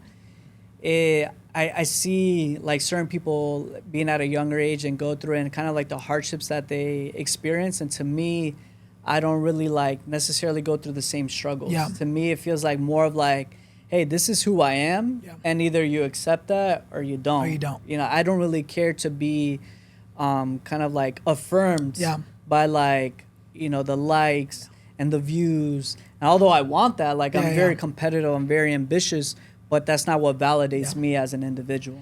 And I feel like with you being able to do social media full time, I feel like it's also in a way allowed you to still, pursue a career in fashion. Acabas de sacar hace poco, your own clothing brand, which I even told you in person, just like the way you promoted it, your photo shoots y todo eso was super impressive. Your vision was so clear and you can see it. Like me too, as someone that like likes analyzing and seeing how everything, works out. I was so amazed, and I was like, wow, like este güey en verdad que sí le pone todo su esfuerzo a lo que hace. Obviamente empiezas a hacer las redes sociales, and although social media, now has become your full-time job and has become a job where you can make a living out of it, I feel like it doesn't always play out like that for everyone, right? No, like absolutely. There's people that try for years and like nada pasa. What do you feel like was your aha moment where you're like, you know what? A lo mejor no soy millonario, pero a lo mejor si le pongo las ganas, si me pongo en chinga a trabajar, I can make social media my full-time job. Did you have like a big sponsorship or like maybe like, what was that for you? For sure. I've been doing social media like since I started posting my outfit pictures. Now it's like 4 or 5 years into it. Obviously it was very small, like not a lot of recognition in the beginning to where I am now. And I would say the moments for me that make me feel like, wow, like, maybe I am an influencer is, I have gotten sponsorship deals before, which is cool. And like, it's a great feeling to be paid for like doing social, making a video, like a TikTok, a reel and stuff like that. But to me, it's like being recognized by certain people. And I would say like the two most like significant ones that to me was like, oh wow, actually, like maybe I am known in a way, was the first time was I was at a album release party for Marca Registrada. Okay. And Itati was there. And she was like, Isaac, come here, let's take a shot. And you're like, you know me? You're like, fuck, And she's like, Isaac, let's take a shot. We take a shot, and then she takes a selfie with me, and she like tags me and stuff like that, and she followed me. I was like, oh, okay, like, maybe people do know me. And then the second time was I went recently to the Fuerza Regida album release party, and there's actually this viral video of me that I was in, where he's like saying hi to everybody. Oh, and I saw where they're like, he ignored him. I did see that. And it looks like he skips me. But prior, like literally moments before, he says what's up to me. And he's like, hey, nice finally meeting you, bro. And I was just like, oh, I was like, damn, you're like, you know me. I was like, that's what's up. But in the video they clip it and they're like, it looks like, oh, he doesn't say ¿Qué hi. está haciendo ahí? Isaac, ni lo conocen si supieran que fuiste el primero that he said hi to. And in the same party, it was me, Wendy, Benji, and Mary's Boutique. And I guess he was lean at the time, but it was just us like, talking or whatever. And he comes up to me, he's like, y'all popping, huh, or whatever. And we were just like chopping it up, and I was like, you're like, that's good. You're like, we kind of, you popping. But there's just like so moments that I have like interactions with, people that are well known, that are celebrities and musicians, that to me is just like, wow, that's crazy. Or even like, I remember the first time that someone asked a picture, like to take a picture with me. Like a supporter? Yeah, a supporter. And I was just like, damn, maybe this. The fact that someone wants to take a picture to me was so hard to like fathom in the beginning, because I'm like, I just see myself as like, hey, this is me. I just go live, I post whatever TikTok, and that's pretty much it. but someone wanting to like Yeah. take a picture of me was like a very surreal feeling. Nos mencionaste que cuando te viniste, you know, you were, you know, still in a relationship. How did that end? Did you feel like you were out here for too long that you were like, ¿sabes qué, mi amor? Ya no te puedo tener allá y yo acá. Yeah. How did that end? Or ¿Cómo pasó eso? Yeah, so that ended very shortly after I moved. Okay. Yeah. It was hard. Being in a long distance relationship was hard because to me, estaba enfocado en like lo que tenía que hacer aquí. Yeah. If it wasn't about like my career or how I could, you know, advance that, to me no importaba. Yeah. I would get invited because of like Jenica, which is, you know, hey, How I I want to met- pay my yeah. flowers to Alan because he's so humble. Before I was like anybody, you were always so nice to me. Thank you. You always like said hi. I did meet you very like Yes, way you met me back. literally yeah, like yeah, three. yeah, and yeah, yeah. The very first time that, or like those very first couple months, she would take me to like parties, and Yeah. I met you the first time, and he was always very like humble, thank very you. respectful. Would always get me drunk. That was Literally, I'm like, a mí en las fiestas, amigas, me tienen miedo. Everyone is always either running from me yeah. or no to not get near me if I'm Literally. drunk porque van a terminar igual que yo. Yeah, yeah, literally, yeah. yeah. So that's one thing that, you know, you were always so kind to me.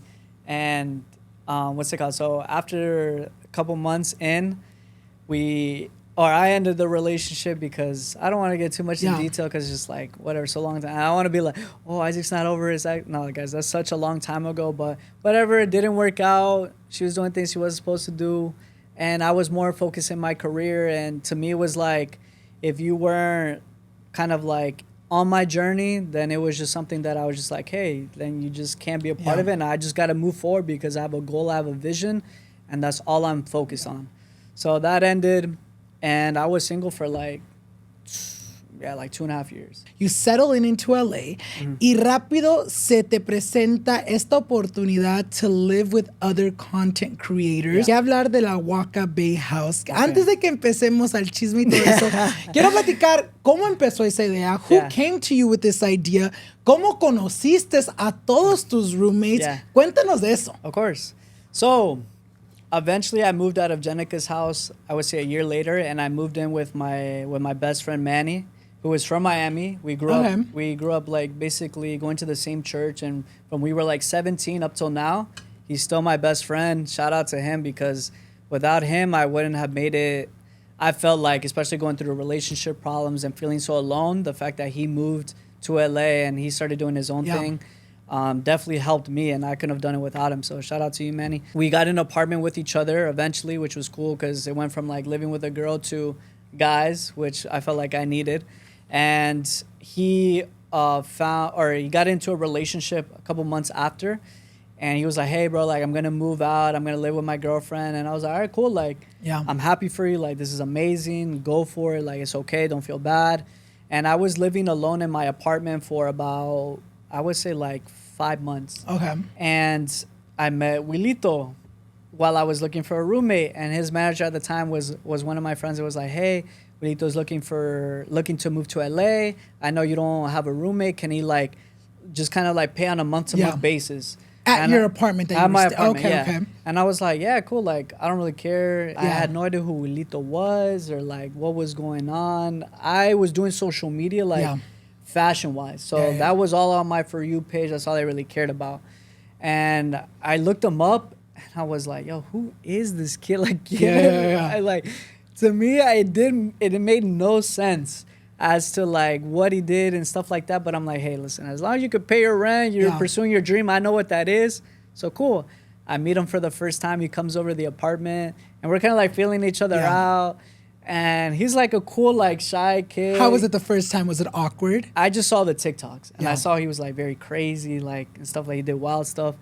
I'm like, man, I hope he's not like this in person, to be honest. And he came over and he's just like, yeah, bro, you know, I'm just looking to move to LA and I just need the room for like a month or whatever.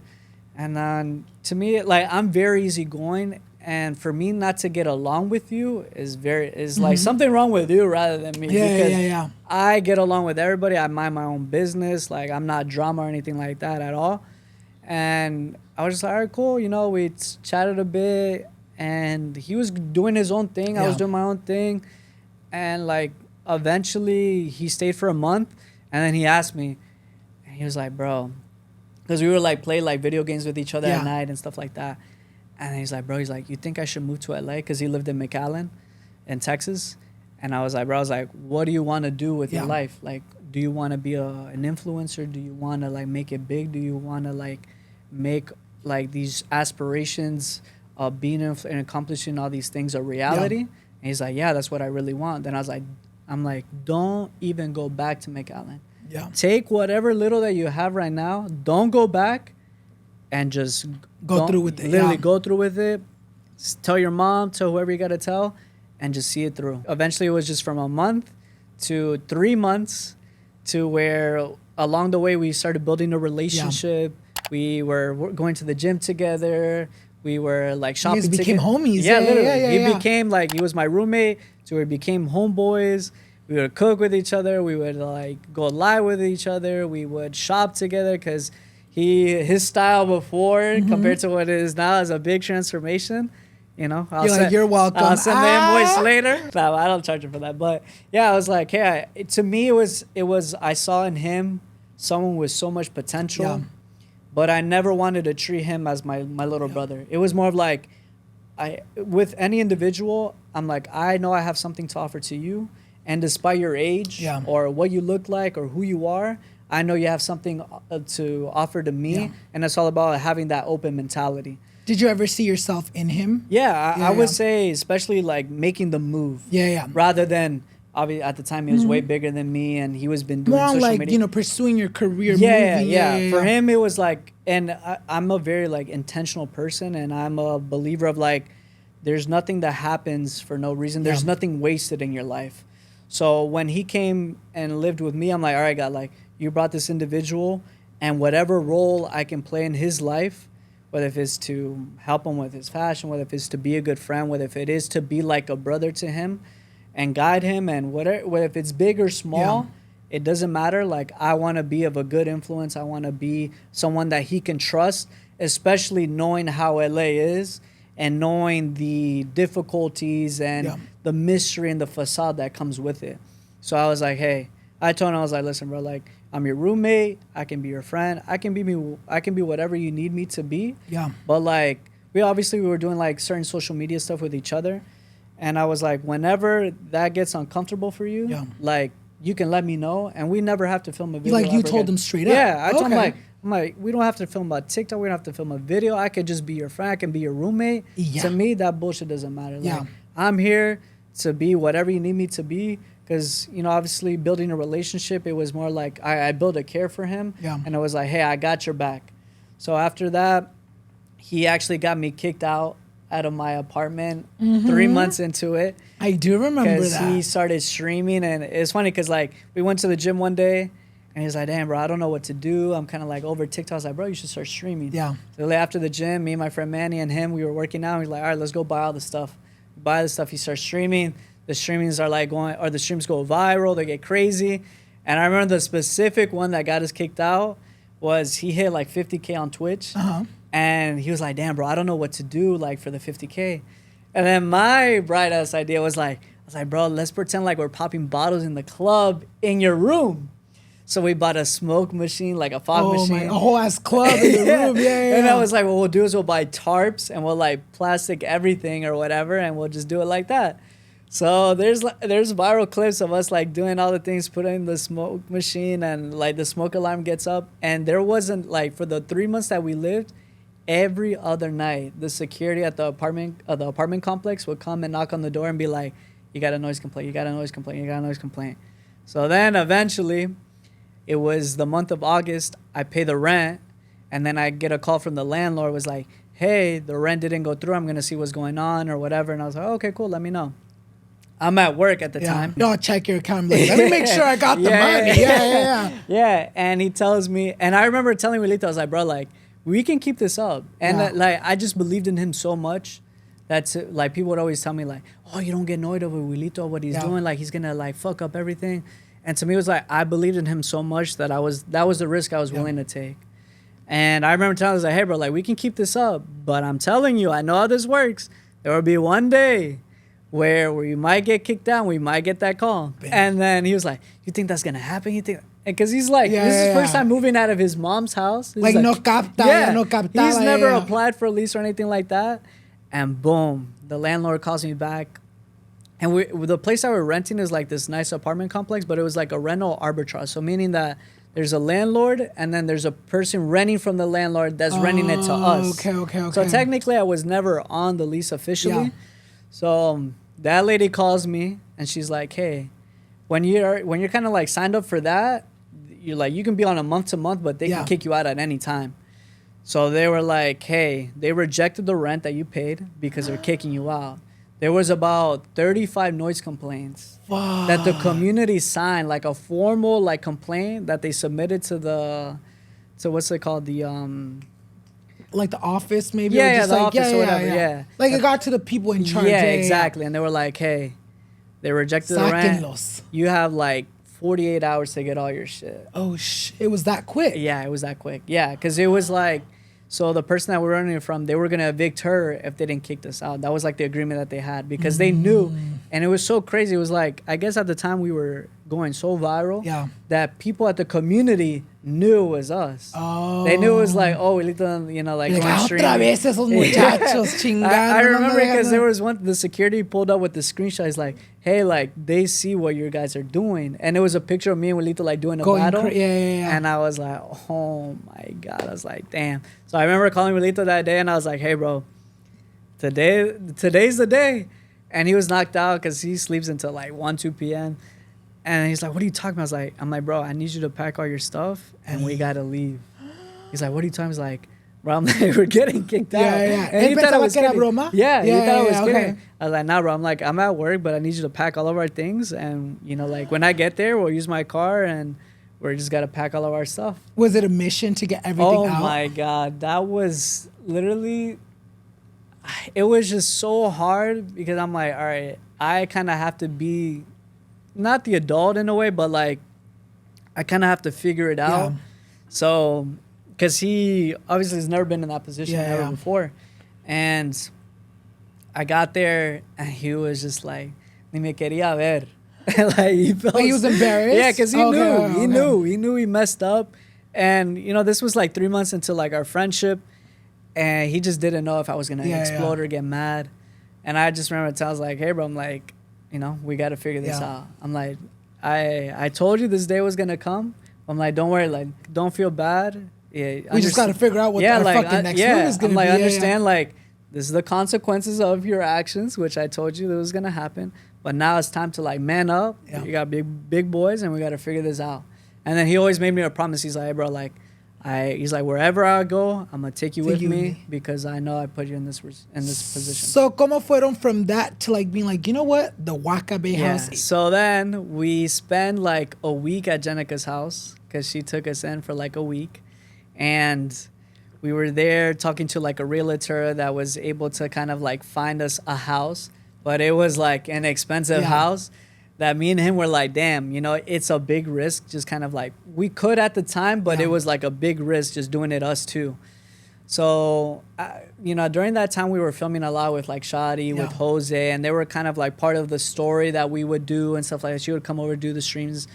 And we were like, hey, like, maybe we should invite them. It's like cross-pollinating our like fan base, and they love when we like interact and do stuff like that. They love y'all together. Yeah, exactly. I had done lives with like Shadi before, and that's kind of like how I got my fan base going, is like filming with Shadi, filming with Lito, and you know, people like to say like, oh, it's all because I'm like, hey guys, I recognize they played a major part in who I am, which I'm very grateful for, and I recognize. And we were just like, hey, let's present this idea. We spoke to her, we spoke to Jose, and they were like, yeah, let's do it. I would say literally within that week of us getting kicked out, we applied for it, he applied for it, we got approved, and we moved in like within 2 weeks. You guys move in, how was that? Like, you know, obviamente, living with so many different personalities, you know, did you like it? Was there ever moments where you're like, ay, ya no quiero vivir con tanta gente? Cuéntanos un poquito de eso. Living with one person already is a task and is a challenge. But then living with, you know, now 3 individuals that are very like different in a way. you guys grew up different, and that's the challenge. Like being with someone that was raised different, that grew up different, that just has different habits is very, very, very interesting and very difficult. It's a challenge for sure. I think that experience for anybody, if you have multiple roommates, is always like something that's not easy. Yeah. Is kind of figuring out, setting the boundaries, the rules, of like, hey, like, whether if it's a financial kind of like a problem that you guys have, or just like privacy, having people at the house and things like that. And with me, like I said, I'm easygoing, so I'm just kind of like, as long as we communicate, whatever, I don't really have a problem with it. But kind of like getting all three people to mesh together and be on the same page was for sure like one of the biggest challenges. Obviamente, ahorita sabemos that the WakaBae house didn't really end on good terms. Muchos de los roommates that, were a part of the WakaBae house almost don't have a relationship with each other now. What do you feel was, the start of the end for the house and ultimately for all those friendships? Yeah. I would say there's a lot of factors that comes into how everything ended. I feel like back then it was a kind of like, I feel like a misunderstanding at times, but it's more of like an individual, like just kind of like not being on the same page. Yeah. I feel like was always just a big issue. And then you also have like, which, I'll kind of share, like when you have, I feel like when you're at that level of like being an influencer and you have managers and you have friends and stuff like that, and they're meddling in your ear about one another, and people are aware of like this whole situation of like with managers and stuff like that got in the way. It's very kind of like blinding. It kind of like questions like who you can trust and who you can't. And then when you already like are on different pages or you don't get along with somebody, it's kind of hard to kind of like think, oh, maybe this person wants the best for me. This person like kind of like is actually my friend in spite of like what people say.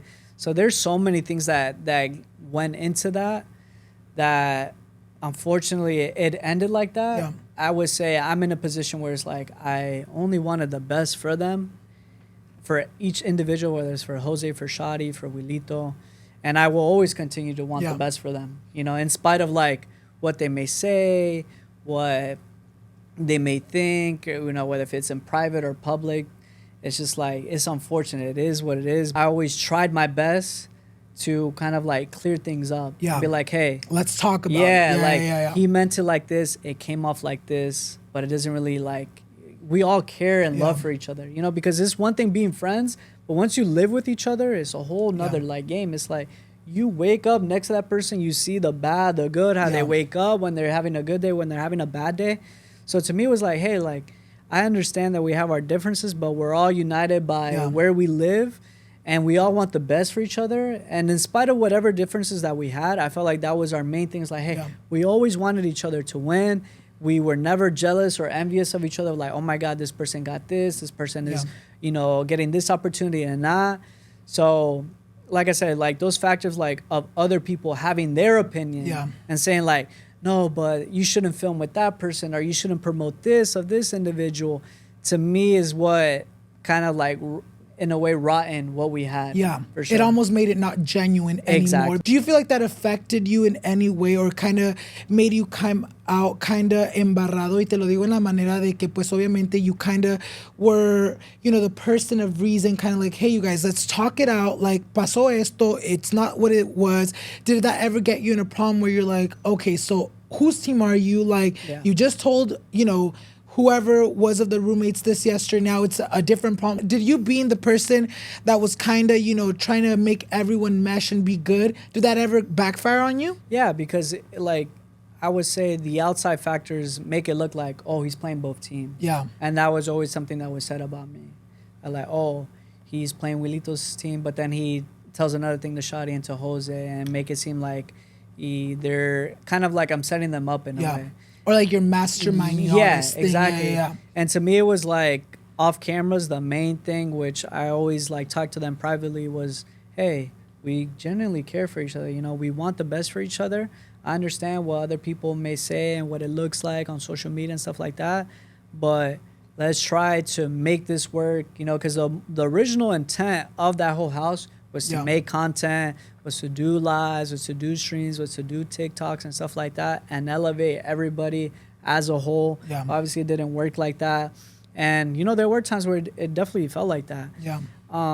Like I said, you know, people have their opinions. To me, like, I don't really care because I know myself as an individual. I know my intent. And I felt like if that was the case going on, I felt like them as individuals would specify like, oh, yeah, Isaac was, you know, telling me one thing or not. Because even to me to this day, it's like, yo, I will say what I tell you in private about someone else in front of their face. Yeah. You know? So there were times where it most definitely felt like that. You know, quiero platicar del incidente that really did cause, you know, the house to break up entirely. You know, we saw so many dramas, so many chismes. And even after going through all that, you guys were still together. You guys were still in the house, you know, as roommates, aunque enojados a veces, pero estaban todavía juntos. Pasa the break-in, which I feel like, you know, was almost like the end of everything. Yeah. I want to say that, you know, we see Jose move out, you know, because he felt unsafe. Y con él se fue también Shawty. Cuéntanos un poquito de eso, you know, ¿cómo te das cuenta that you guys had gotten broken into? ¿Cómo tomaste tú la noticia? What kind of followed up after? Cuéntanos todo eso. It was, I would say we had the lease for about maybe like 3 more months. And the break-in happens. I discover it. I walk in from hanging out with Wilito or whatever. I go into my room, and I notice that everything is a mess. Yeah. And I'm like, man, this is weird. Like, sometimes they ask, like, hey, can I get something from your room? And I'm like, okay, cool. Yeah. But they never leave it on this madre así. Yeah. So I knew something was off. And I go into the kitchen. I go to, like, the living area. And I see that the glass is broken. I'm like, oh, my. And I was so scared. I was like, oh, shit, maybe they're still in here. Yeah. So I run back out. I call the police. And I call with them like, hey, they broke into the house. The police come. They do like a report and stuff like that. I tell Shawty, Jose, they were obviously, you know, scared and they didn't come back. And, you know, the one who was most affected was Jose because he got all of his like designer stuff taken. I mean, there was like little minimal things, I think, from Shawty and from Wilito. I forgot how much was. But it was mainly Jose, for to sure. where it looked like he was targeted. Yeah, exactly. So yeah, we had gone through that, and it was just me and Wilito staying at the house for like the next month. They decided that they just didn't feel comfortable staying there, which is understandable. Yeah. Obviously, I told Wilito, I'm like, hey, bro, like, yeah, it sucks that, you know, that this happened, but, you know, you got to stick it through. You have at least you have an agreement. Unless you can break that, then you kind of have to see it through until what your next move is. And I would say that was like the tipping point or the breaking point of everything. Yeah. Because it's just like what they say, like certain moments either bring you together or bring you more apart. Yeah. And I would say that was the moment that brought us most apart because everyone felt different. You know, Jose felt like, damn, I got everything taken from me and no one cares about that. Shawty felt like she was unsafe and was like, you know, I don't want to be there anymore. Wilito was like, hey, you know, like, y'all left us and we're here and we got to figure it out.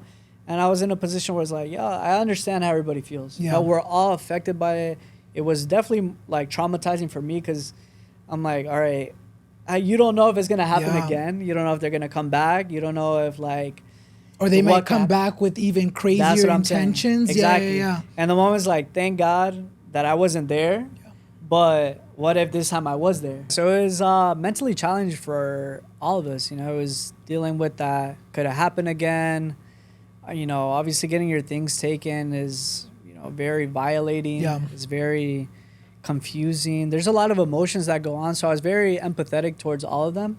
And I understood. Obviously, as individuals, you kind of feel like everybody feels their own way. And they're entitled to their own opinion, to their own emotions, which...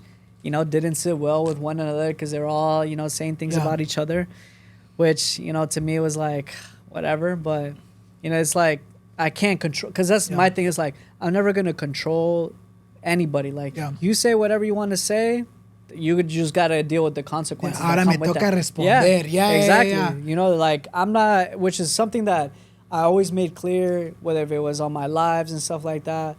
Or to them individual, I'm like, yo, I'm not your mom. I'm not your dad. I'm not your older brother. I'm here as your friend.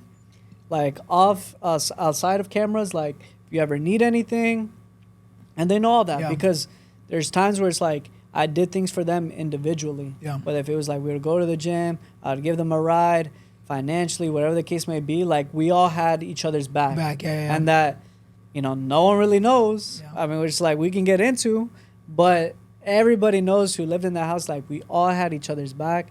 We never had malicious intent, and we all wanted each other to elevate and to do good.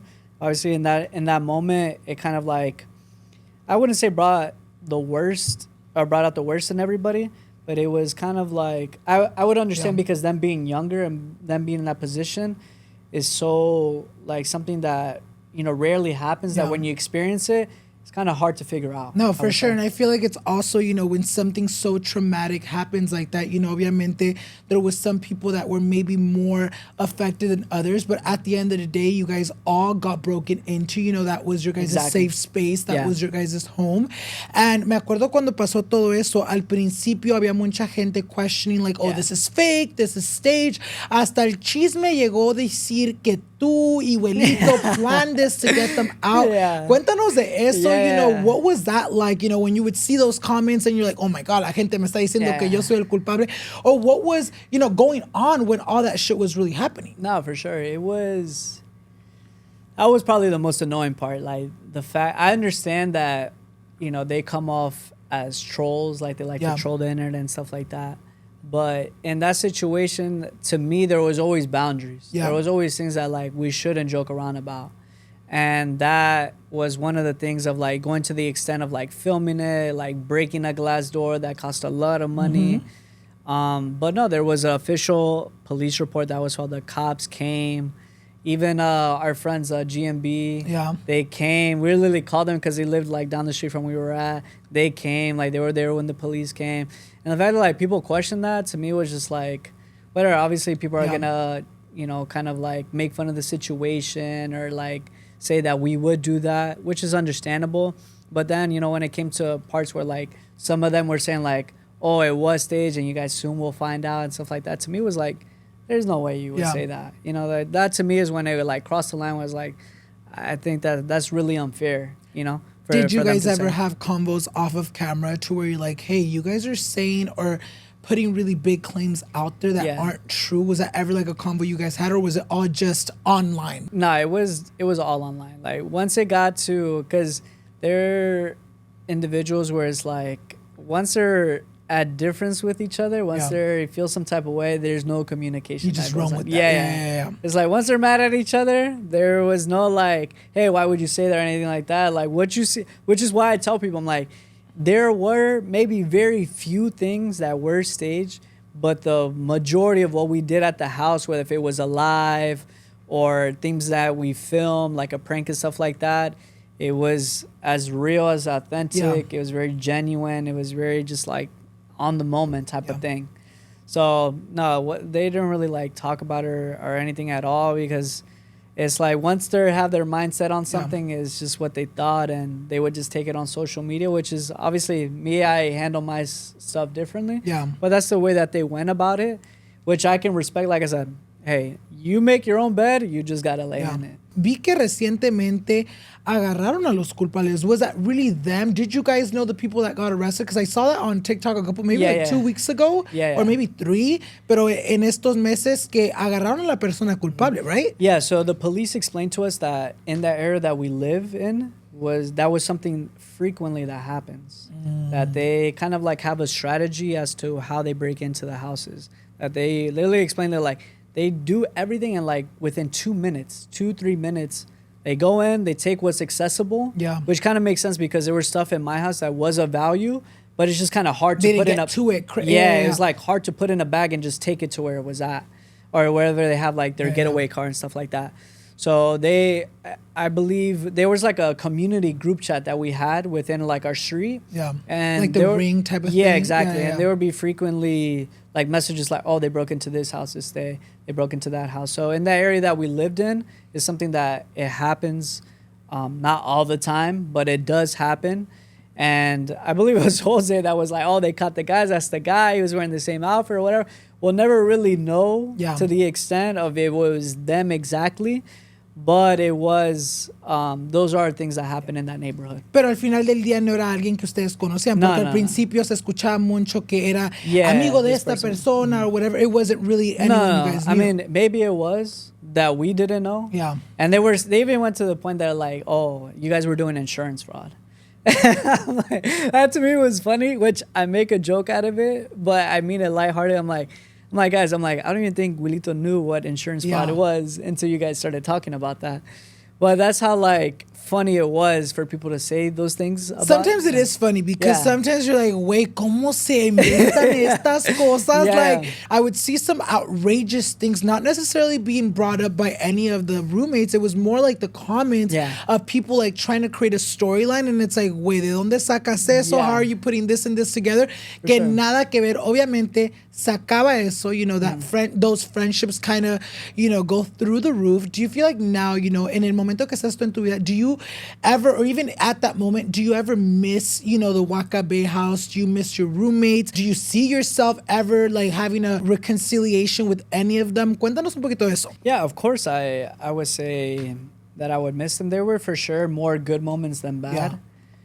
You know, I love and care for them, like, because of the time that we spent. And, you know, like I said, having that relationship of being a roommate with somebody, like I said, you see the worst and you see the best of them. So as an individual, I would only want the best for them. I think there goes a lot into like reconciling, you know, that has to come from both sides. But I think we're just in a position where it's like, hey, you know, we've all moved on from that. I would say for the most part, like, we are all good except for some, which is like, I don't feel responsible for that. You know, it's like, if they want to do that, then okay, like, that's what they want to decide to do. But, you know, I like thinking about it at that time where we all lived in that house and all the memories and all the clips and all the things that we made with each other for sure. I mean, there's literally fan accounts that like go back and say, oh, I wish it was back at like the WakaBae house and everybody lived there, because there were just so many genuine moments where we all had with one another.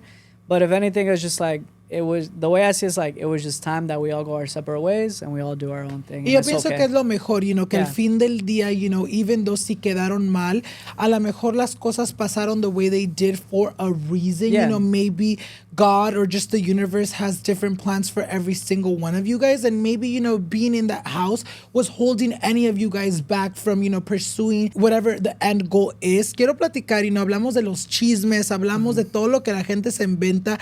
What do you feel has been a chisme, a rumor, or an assumption that has been made about you in the past that when even you read it or you see it, you're like, wait, no mames, ¿de dónde sacaron esto? Nada que ver. Has there been a moment like that? I'm sure. I would say, like, obviously them talking about like, oh, me and Shadi dating and stuff like that. I'm like, dude, first of all, we want to get into that because there are like those clips of me and Shadi first going live or whatever. And I understand it could come off like flirtatious and it just looked like, oh, I invited her to come film and I used her for clown and stuff like that. I'm like, okay, let's first, like, that's something I always wanted to address. I'm like, guys, listen, at the time it was me and Wilito's apartment. Wilito went to Texas, the room was alone, and at the time Shadi was finding a place to live and stuff like that.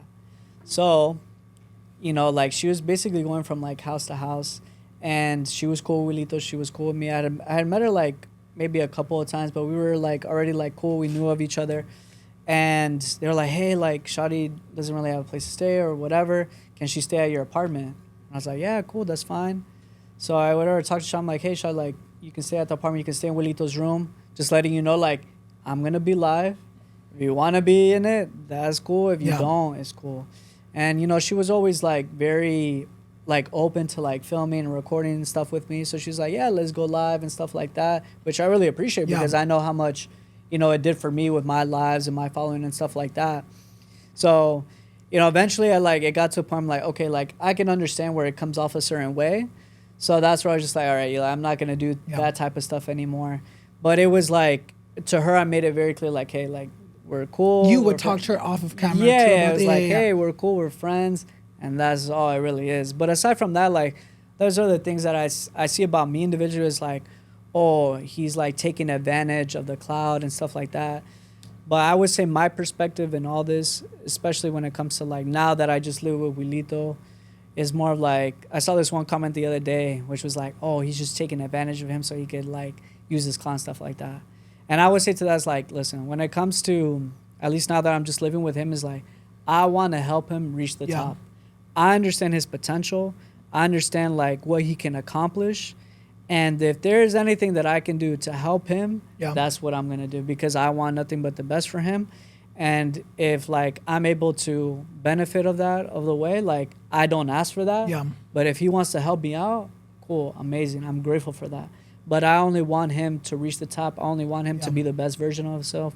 And I'm never envious. I always sound like, bro, like your victories are my victories.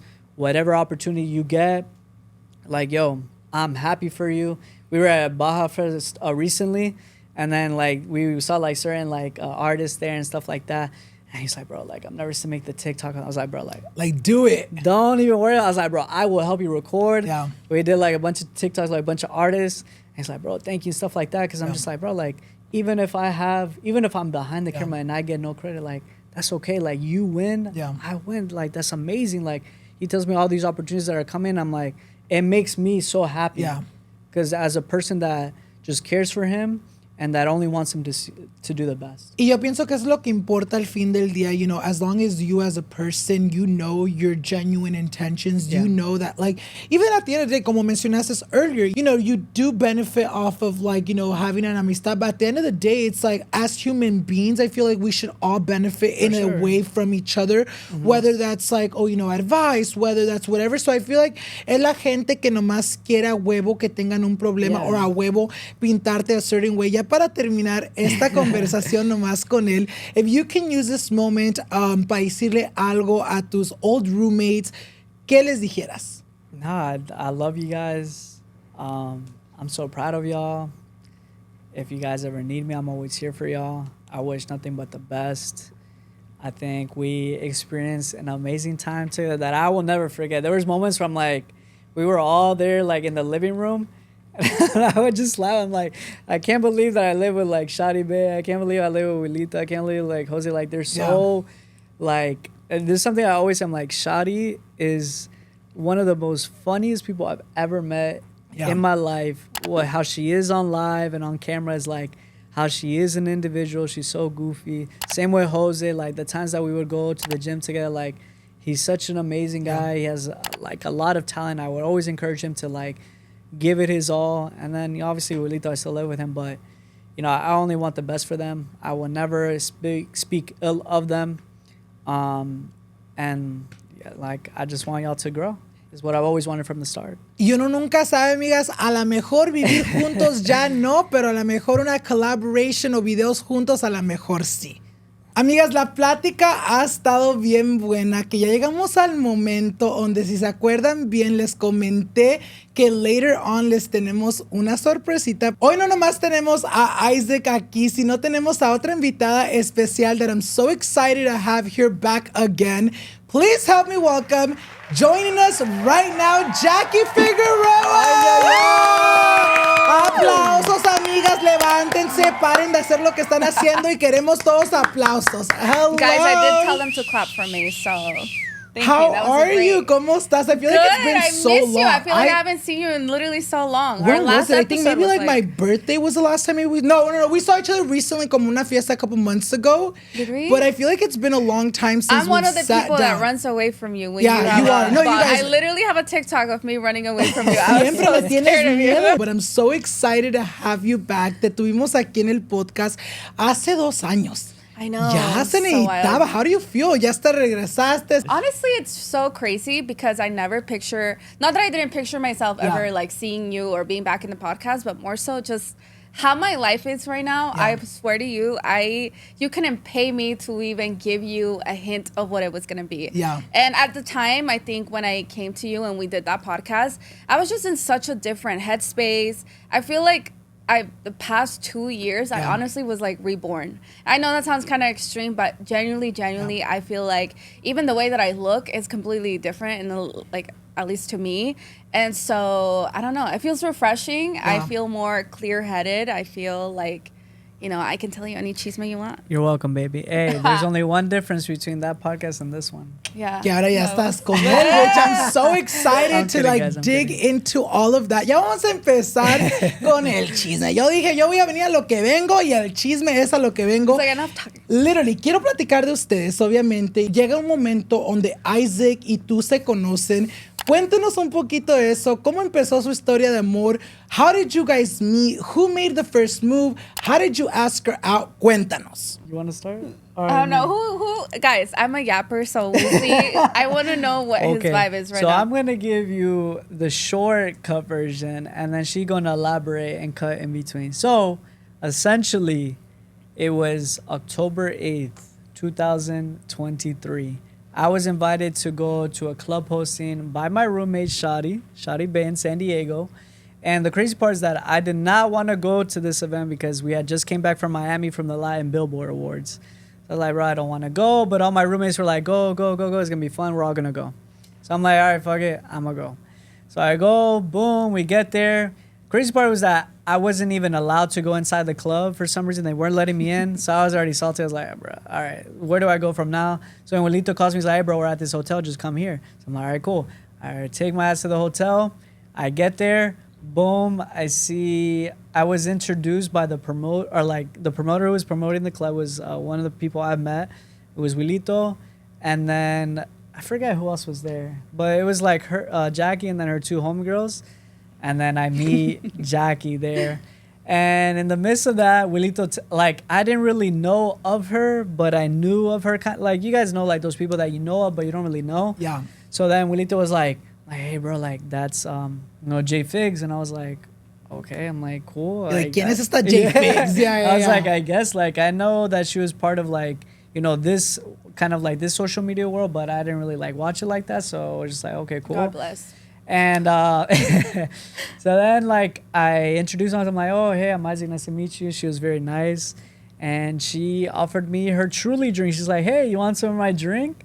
And I was, like, very caught off because I'm like, okay, is this a friendly girl who's friendly to everybody?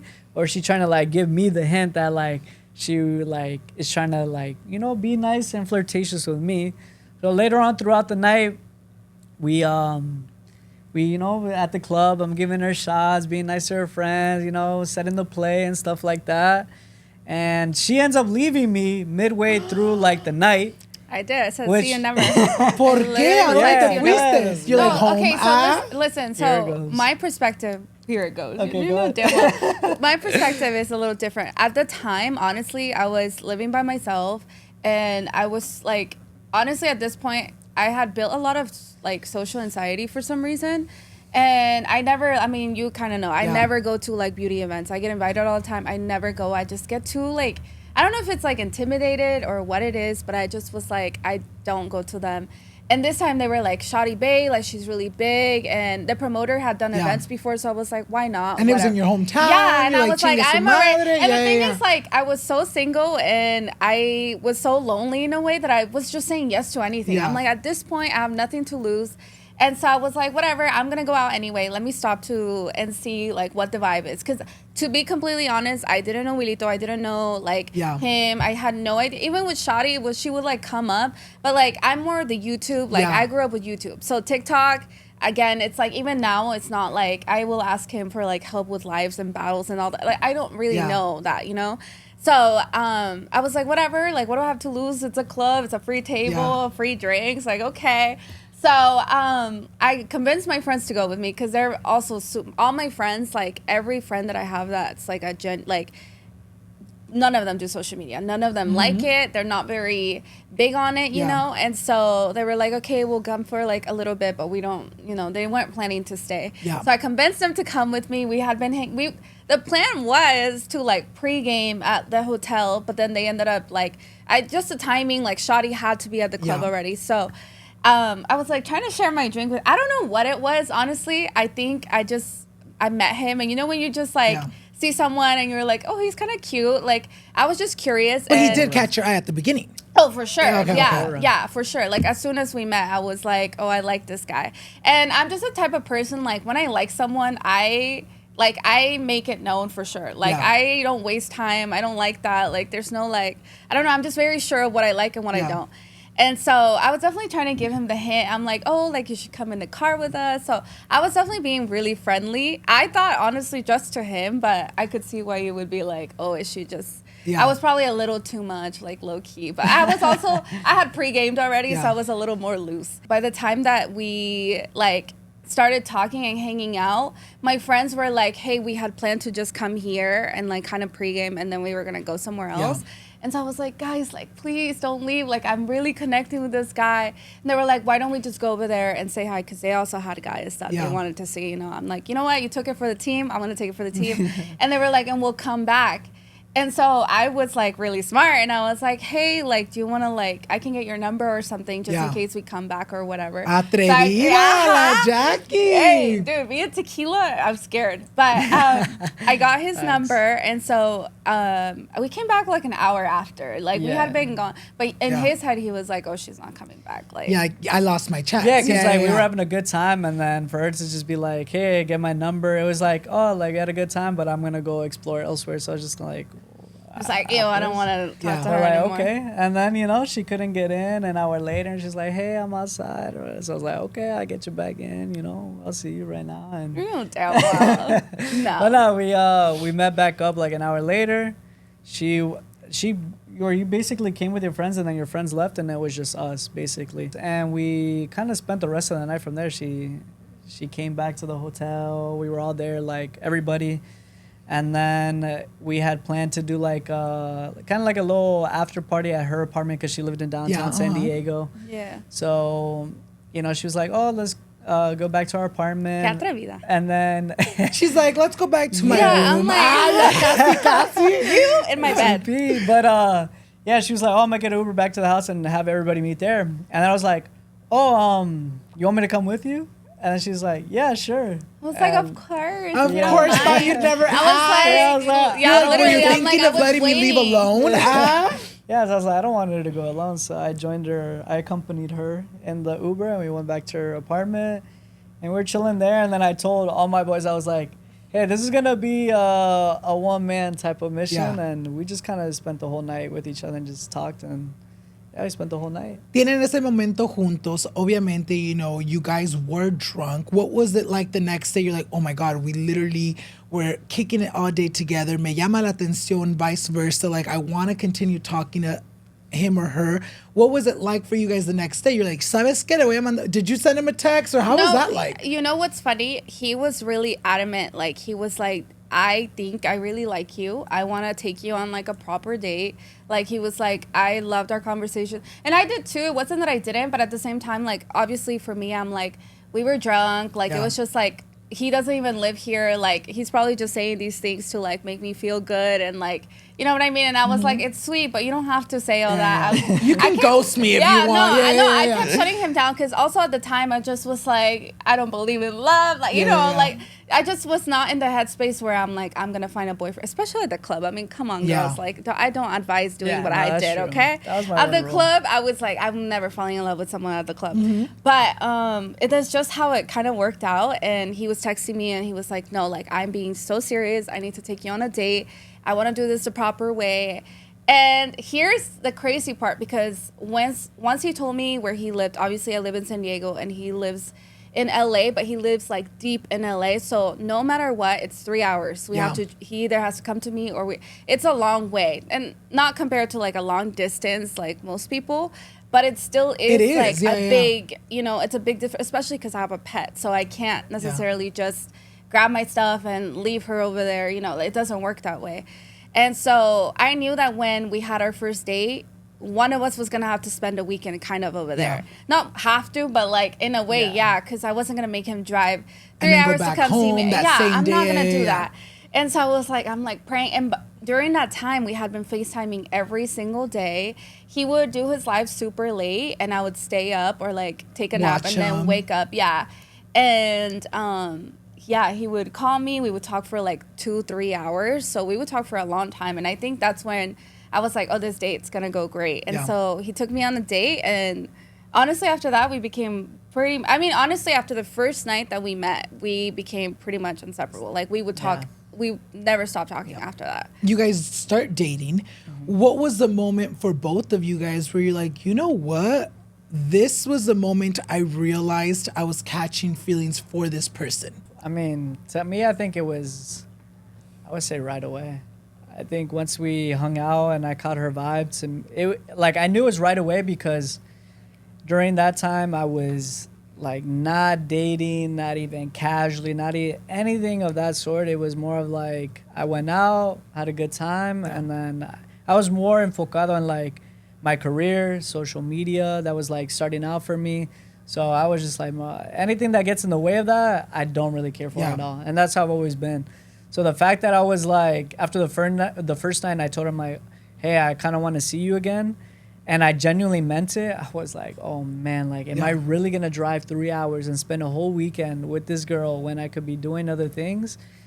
To me, it was like, yeah, I think I'm starting to catch feelings for her. And then after the first weekend that we spent with each other, it was pretty much from that point on, I was like, yeah, I really like this girl and I want to see it through. So for me, it was a little different, only because of this. So obviously, I know nothing about him. And I think a lot of people don't understand, being on social media does have sometimes like disadvantages. Like, you can find anything out about me online, and not even find anything out about me, but like a lot of presumptions that people have made about me are all online.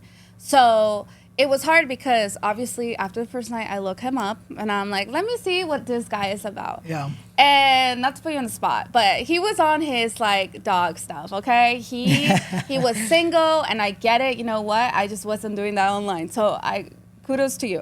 But so obviously I see him, on live flirting with a bunch of girls, and I was like, I don't really know if and mind you, obviously I didn't want something super public either. Yeah.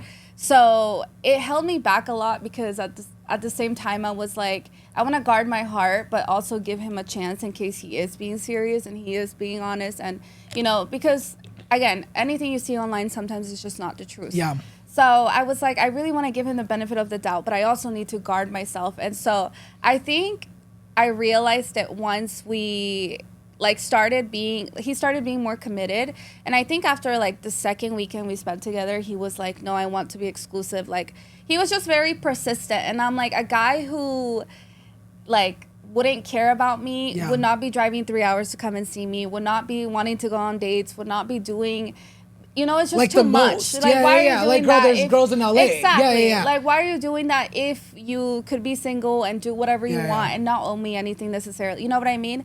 And so I think that's when I started being like, okay, he has to be serious to like some extent, because what are the chances he's not, and he's just doing all of this to like impress me? It wouldn't make any sense. And so that's when I was like, okay, fine. Maybe I do like this guy. Maybe I'll give myself a chance, because at the end of the day, it was also giving yourself a chance at actually having a relationship again. Well, I was super scared for sure, because I was like, here I am again with someone pretty public, and I'm like, do I want to take a risk and see how this is gonna go? Because again, but you take a risk with anyone. The only thing is that I'm doing it online and you guys get to see it and I get to share that with you, and I have no control of the way that my life plays out. Really, I can only control how I act, what I do, and everything else, it just is something that I decide to share. So I feel like when people hold you to such accountability, it's kind of like I have no control of anything other than myself, so yeah, I think that's when I realized, I'm like, oh my God, I'm falling for this guy. And I was getting sick.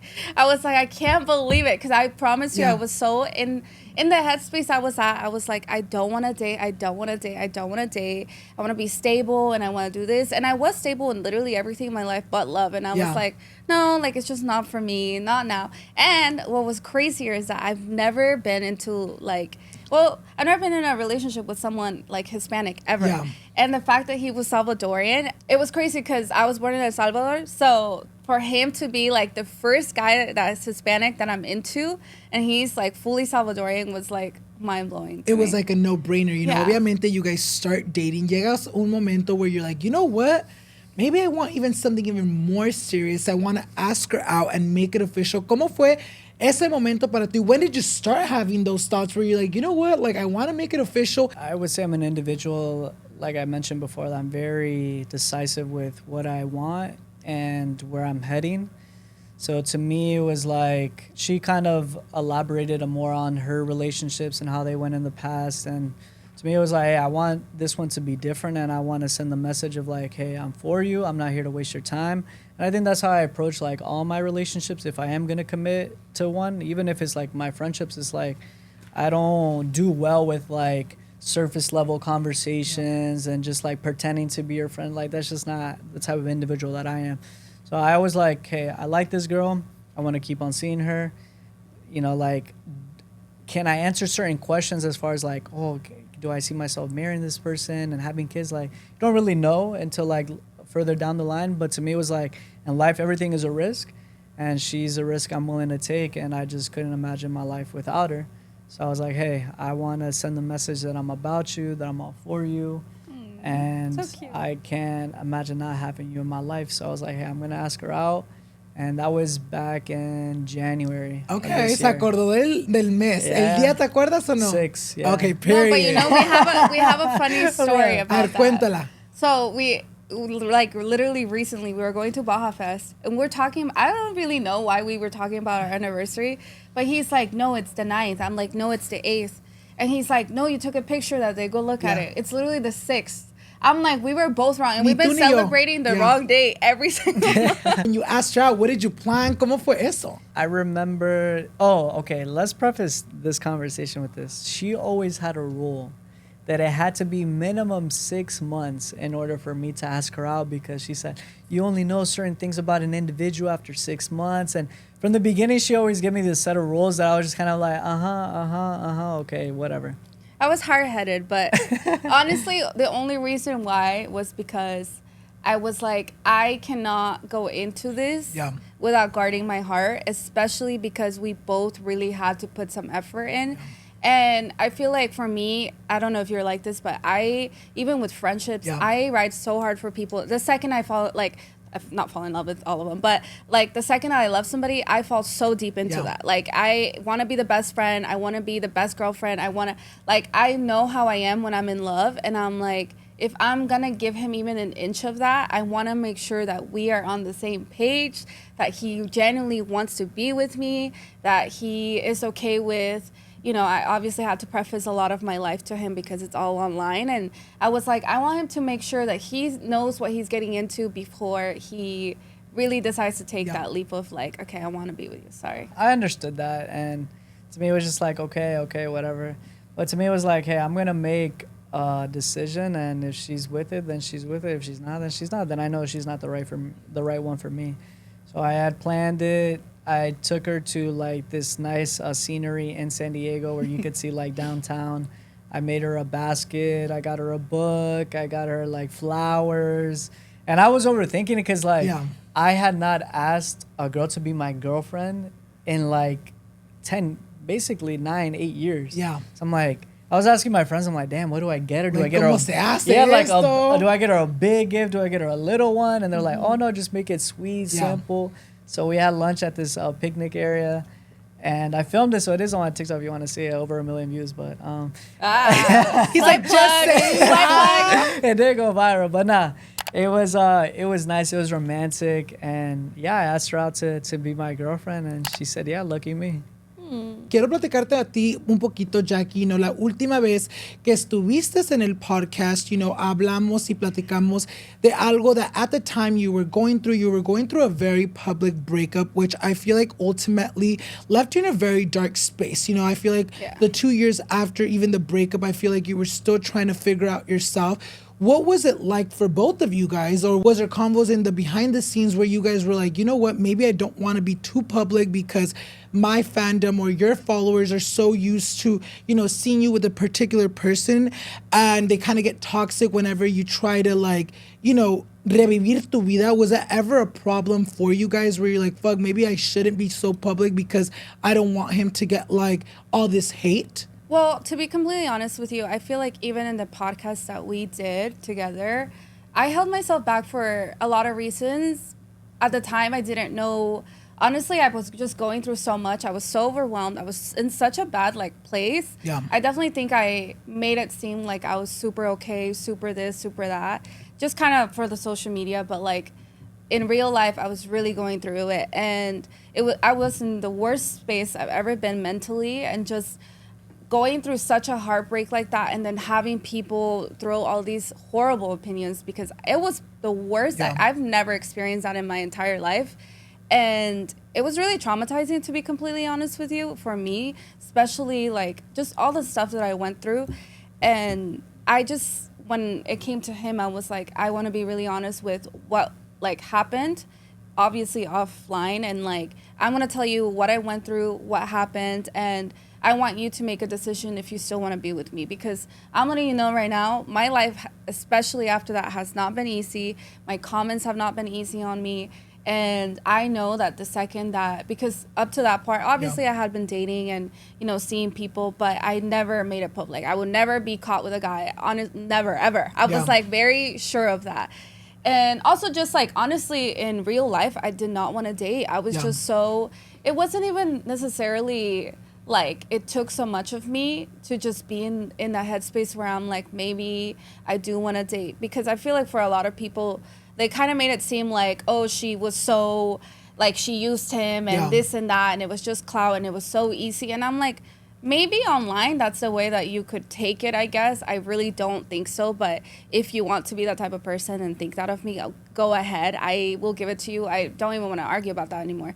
But it took so much for me to make a decision to end a relationship that long. And no one ever wants to be with someone for, like, just for games. At least for me personally, I don't know anyone who would want to be that involved with someone and just end it because they want to end it. Like, that to me sounds ridiculous.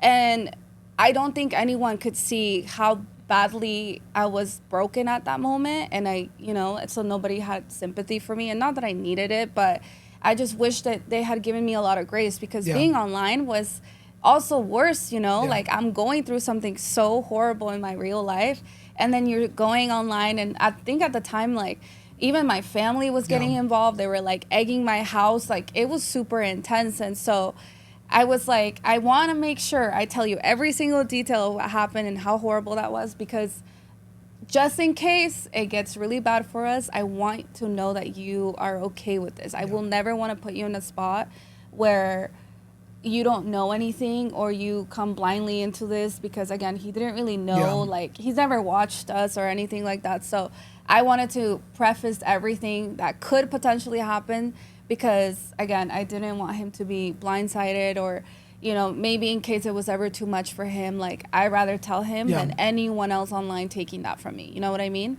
And that kind of sucked too, because I'm like, I have to tell him things that I feel like are so relevant in my life now. But I have to tell you because I know someone else or another way. And also just the way that people have these crazy assumptions of me, that I'm like, I need to make sure that I let him know these things before anyone else takes that away from me and makes me sound horrible. And he's like, oh, she didn't tell me. You know what I mean? Or it sounds fishy, like, ¿por qué me lo ocultó? How was that like for you? Obviamente, you guys have this convo. She kind of tells you everything that was going on. She kind of almost even lets you know that, you know what, if we become public, you might get really bad comments, because a lot of people are used to seeing her with someone else. What was that like for you? Yeah, I mean, I don't know. There's something about, I guess, the way that I'm wired that, like, me fascina. Like, I'm not afraid of the fire. If anything, I run towards it, I guess, which is why I came. You're like, le echas gasolina, chingue su madre. Like, I guess why I'm so attracted to her. But I guess, like, being, like, I hate when I say older, because I'm not, like, old. Yeah. But people make you seem like you're 40 or something. Yeah, that's another rumor I would like to address. Guys, I'm 27. I'm still in my 20s. I would love to enjoy my 20s as much as I can, okay? But anyways, I still see myself young. Anyways. All right, so being older and being through a relationship already and dating for the little that I did in my single time, it's like, cada persona tiene un pasado. Nadie es like santo. Like, it's just, it is what it is. You know, there's like, I feel like at my age or whatever age you decide to date at, unless you're like 17, 18, like, you know, you're not going to find a virgin. You're not going to find a perfect person. And that's like... You know, surprise, shocker. So it's like, it's okay. But, you know, it's just something that you kind of have to understand and be mature about. And at least when it came to that, I'm like, the only difference between her and I was hers was public and mine was private. Because my past was, you know, messy as well. Like, there's things that I did that I wasn't proud of, that I regret. And I'm fortunate enough for it to just be between me and that person or whoever was a part of it at the time. So when she did express that to me, I appreciated it because I'm like, all right, you're honest. I know what's going on.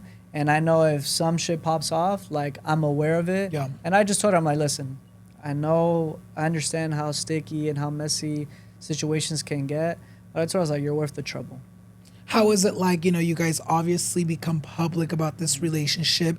The comments start coming in. What was that like in that moment for you guys? Were you guys like, oh my God, I knew it, we shouldn't have been open? Or were you guys like, you know what, chinga su madre, que la gente diga y que piense lo que tengan que decir? What was that like for you guys? Yeah, I'm more chinga su madre.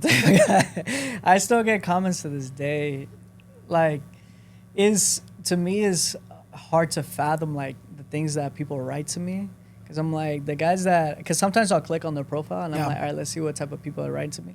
These are like grown men, like my age or older than me, like saying certain things. I'm like, to me, it's crazy. Like, there has to be something wrong with you. Because, you know, I'm fans of certain people, but I would never go to like their ex's page and say, oh my God, how dare you downgrade or how dare you date another person or stuff like that. To me, it's just like, I could never care for someone that much, you know? So for me, it's like, it's kind of funny and it's kind of like, I just, it's hard to comprehend why like certain, and it's guys, to be honest. All I see is like guys that like to comment certain things about me. But I just don't really care. It doesn't really like get to me because I'm like, I'm happy in my relationship. And like I've told you before, or what I said earlier, it's like my validation doesn't come from what I see in the comments or what people's opinions about me. I know what we have is special and is real. We're coming up on a year of like dating and nothing has really gotten in the way. And for me, I would say there's certain times where it gets really frustrating, but I mean, this is why sometimes to me it's also funny and like I don't take it serious, because it used to be like she's this gold digger, she's a clout chaser, she's this, she's that. And to me, if anything, I'm like, you guys should call me a dumbass. Like, I literally am not with someone who's a multimillionaire, who's super famous. Like, I did not, you know what I mean? Like, to call me that to me is so funny. And not to be like, oh, she downgraded. So it's like, pick one. Am I a clout chaser? Am I a gold digger? Or am I downgrade? Like, you know, it's like so, escojan. It's so irrelevant. And even like, I think I will say this one comment that I think it does affect me. And it's really about my weight. For some reason, it seems to be like, obviously they saw me when I was like 17 or no, I think it started when I was like 18 and a half. And I was super tiny, and now you know, my thighs are like the size of my head, and I'm just a little thicker. And so I don't think they're used to that. But I'm also like, I just turned 28, so I have been doing this for a long time. I'm gonna look different, and it's wild to me that men and just people that in general that really seem to not like me because of our relationship that ended literally years ago. That's the crazy part. Years ago, that they had nothing, like, I promise you till this day, nothing about that has been publicized. Like, I have not said a single word of what actually happened or anything like that. So I'm like, based off just assumptions that they're making of me, they get to say all these things, and like, that sometimes, like, I learned to just let that go, because I cannot control what people are going to say about me. I can't go back to every comment and try and defend myself. That's just a waste of time, you know, because it's one day it's one thing, another day is something else, and it's like, I can't.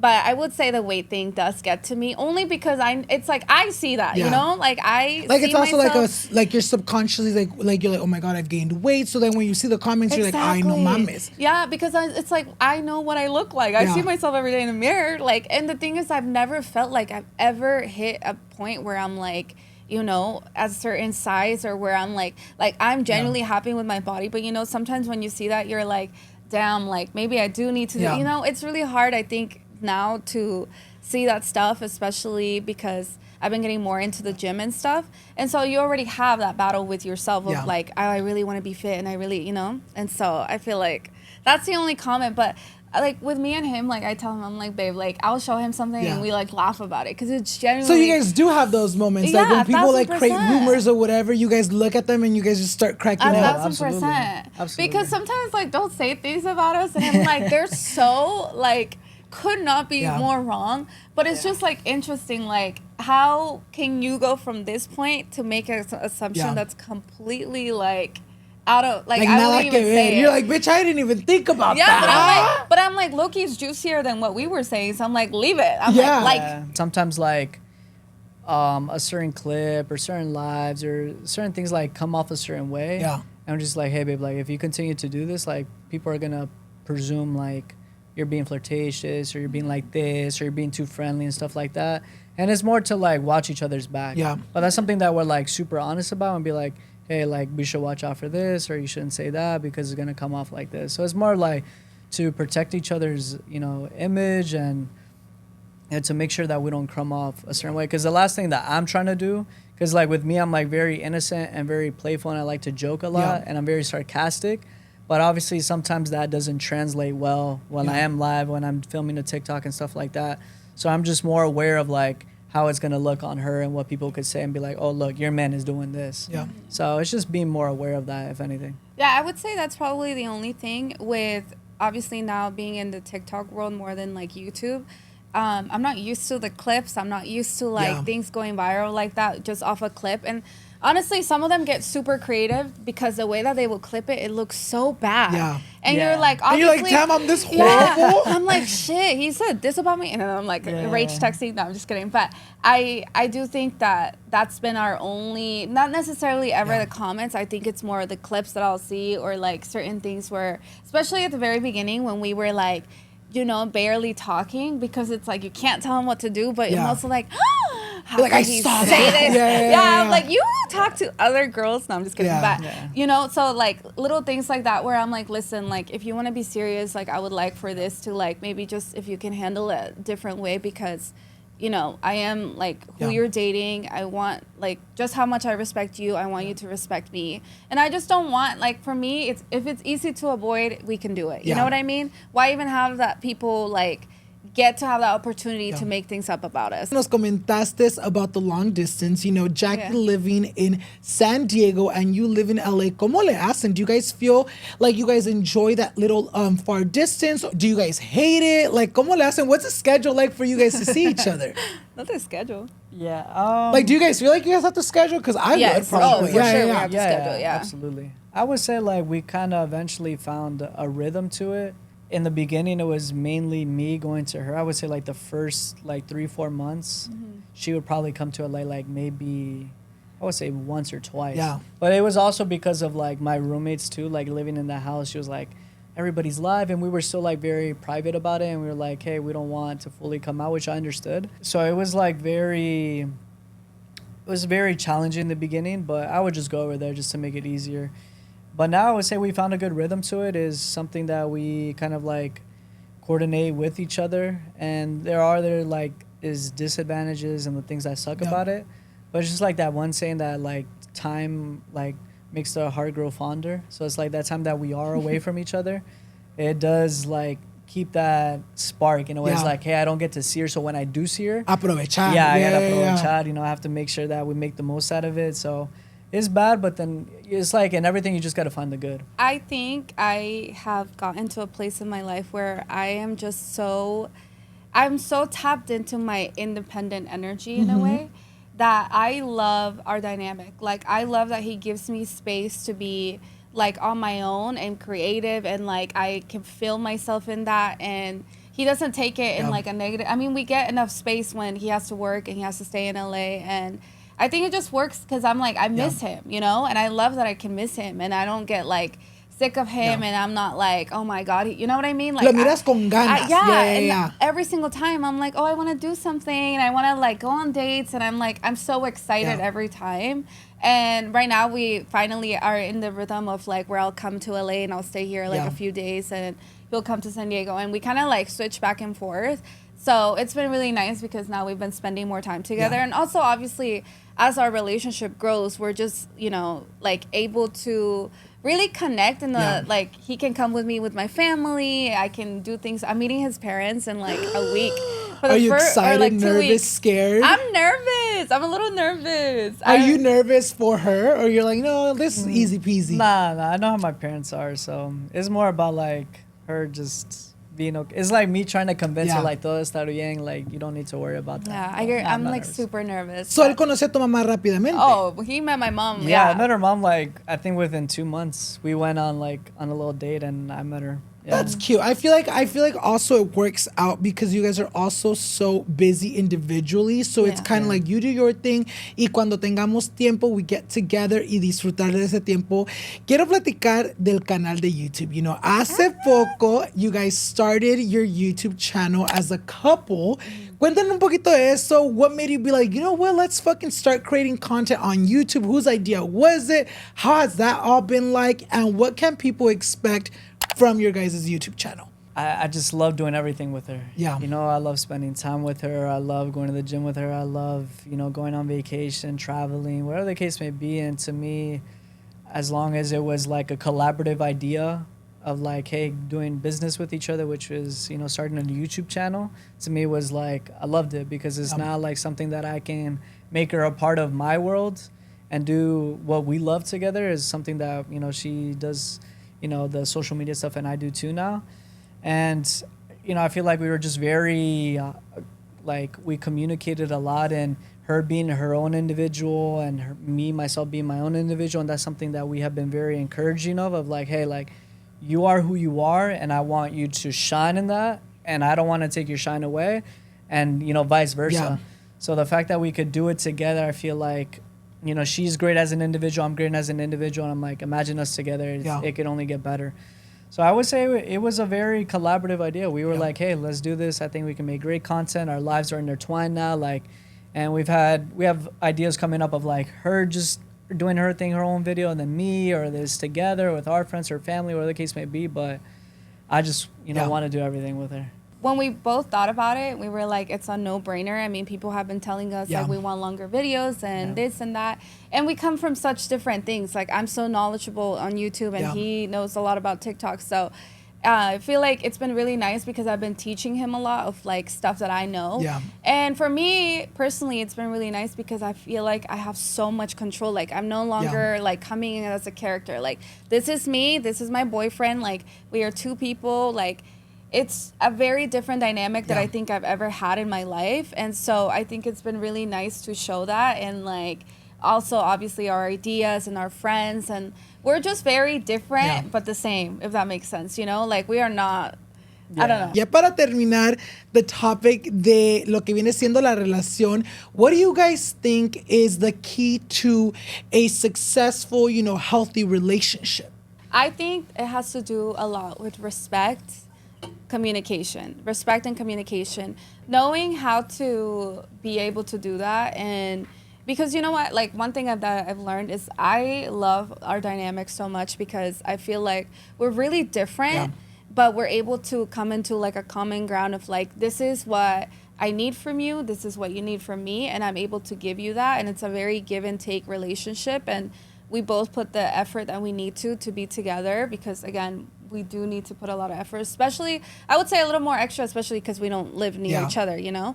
And so everything we do is just very intentional with a lot of love. And I think it's just been really nice to have a partner who's very supportive. That's like one main thing that where I'm like, listen, I may not think like you, I may not do things how you do them, but I will support you, whatever you want to do. If you want my opinion, I'm going to give it to you. I give him my opinion anyway. Si la tomas, bueno.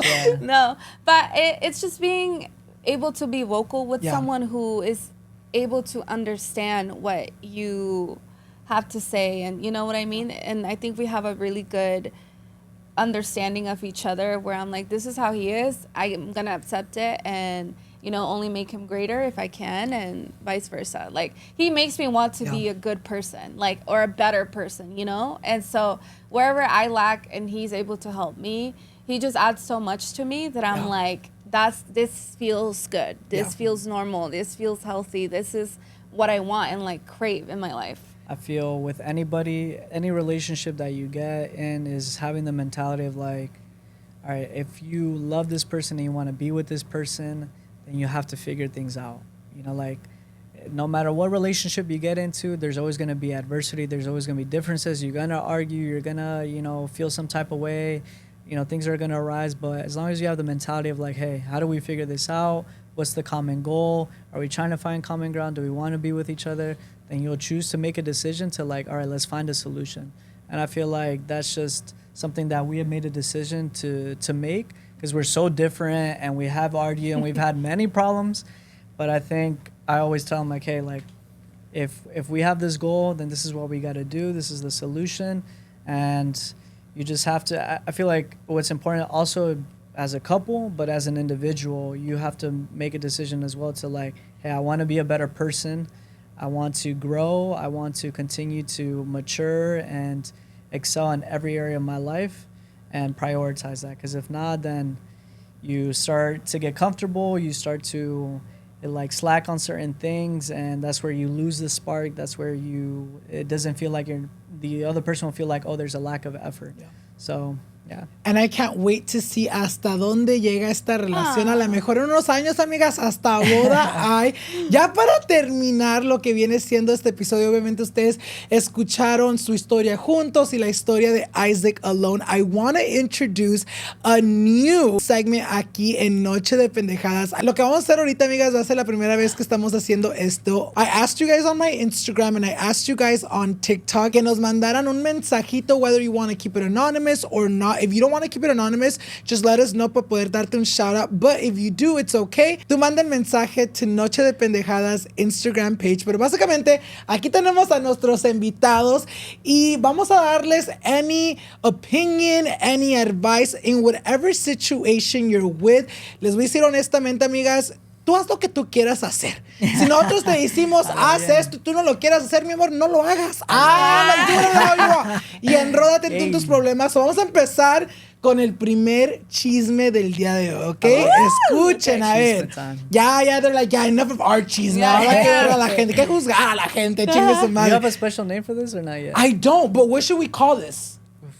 And he's like, I have one, but I'm charging you for that one. Let us know in the comments what we can call this, because I feel like it's like a new, fun. Like something fun. Like ustedes déjenme ahí en el comentario. Vamos a empezar con la primerita personita. This person wanted to keep it anonymous. Okay. Y esta persona me dijo, I wanted advice on my current relationship. We've been together almost 2 years, and we went from seeing each other every day to him not wanting to see me and lying to me and declining my calls. He still tells me he loves me and then says he needs space to work on himself, yet goes out with his friends and acts cold towards me. What should I do?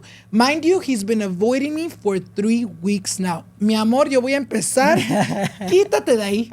La única pendeja ahí eres tú. Si el muchacho ya te dio pistas y te está enseñando que no quiere vergas contigo, ¿qué haces ahí? Quiérete.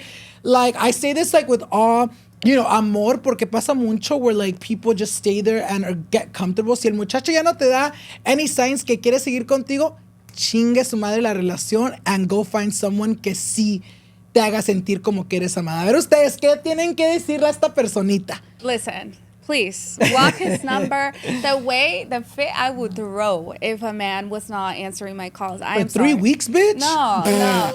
But listen. I've been dumb before, okay? I've been a dumbass. Honestly, you could put me on a page and I will take that because I have been stupid. But a man will show you when he wants you and when he doesn't, okay? There's one thing I've learned, especially with this man, is he's shown me multiple times that he wants me. I've never felt like he's never wanted me. And just in general, like, men will show you what they want. Yeah. And if he's avoiding you, especially if you went out and you didn't answer my calls, oh my God. If you went out with Wilito, I'm throwing a fit. And bitch not answering you in 3 weeks? No mames. No. Yeah, you're single at that point. Yeah. Girl, go out. Go out. Literally go out. Yeah, I would agree. I think you could tell everything you need to know about your man in his actions and what it is and his behavior. So I would say don't be afraid to walk away. Sometimes you are afraid to leave a certain position or a certain situation because you have this mentality of like, I won't get what I have right now, but that's not true. Yeah. A man that wants to will do, will show you, will express.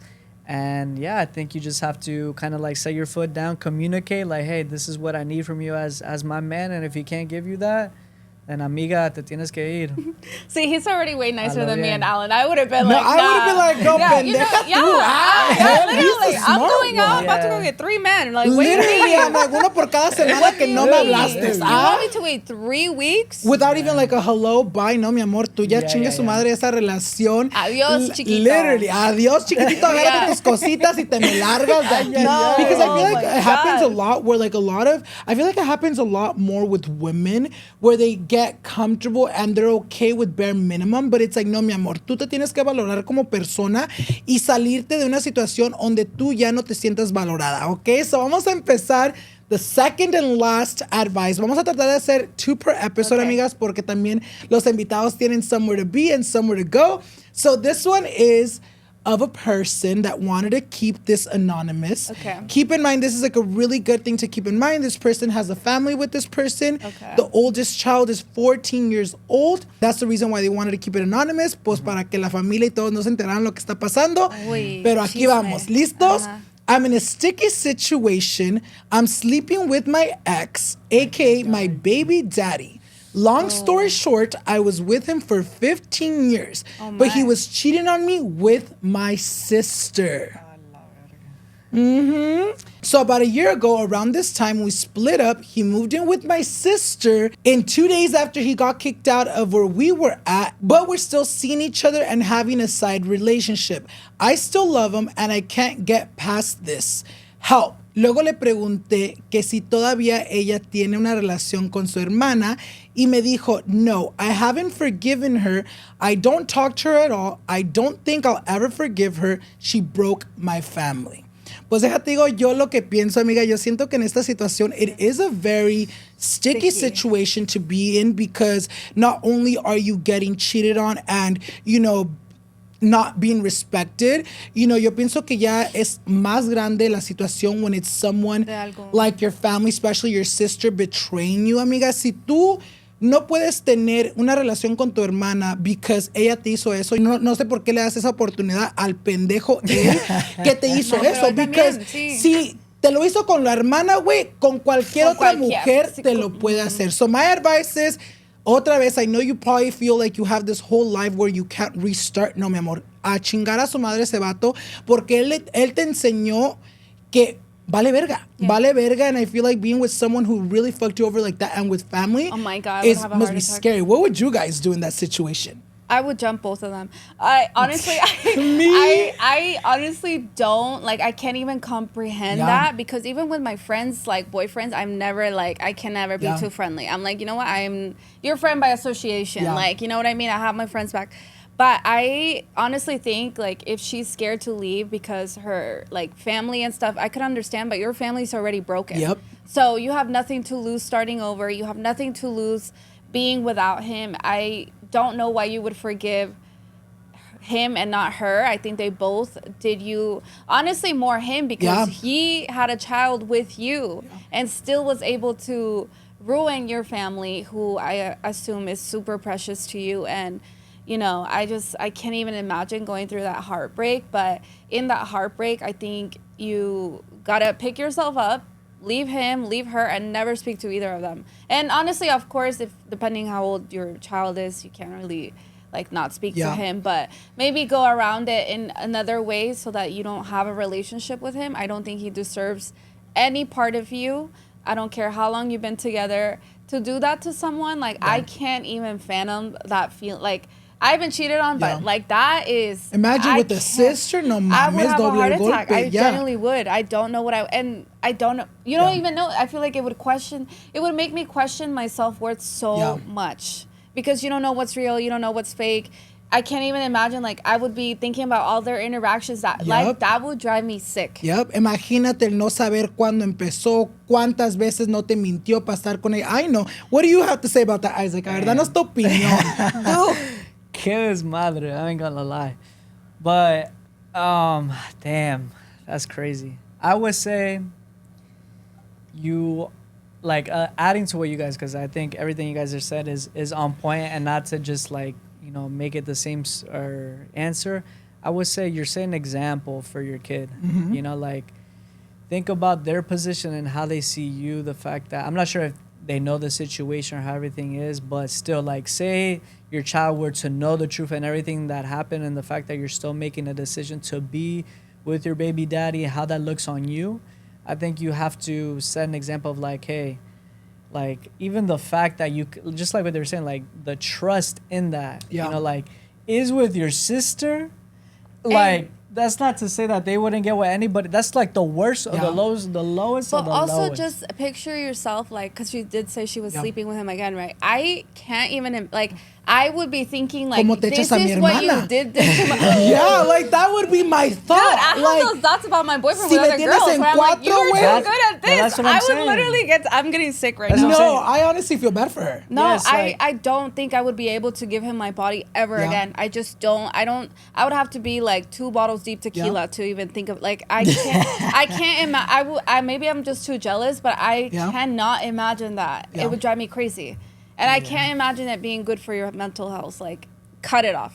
As I like to say, oh no, amiga, no te hagas la pendeja. Like, you just gotta let that go. And sometimes, just what I was saying in the last answer, sometimes we live our lives in this place of fear, of that we'll never find a good man, that we'll never find somebody that we can trust, that someone that'll be good to me, someone that I could have a kid with in your position. But that's just simply not the truth. You gotta make a decision as a woman to take a stand, let the past be the past. That's something that, like, I think is beyond repair, and you just gotta guard your heart and move on. And the grass is greener on the other side. And a good man will never do that to you. Yeah, absolutely. Exactly. Ya para terminar eso, amigas, I really do feel like, aunque tú en tu momento o en este momento te has de sentir como que tu vida se está acabando, como que you have no, hope, see it more as in tu vida está comenzando. Yeah. Life is really getting rid of these shitty people, whether that's your husband, whether that's your sister, out of your life so you can thrive. Because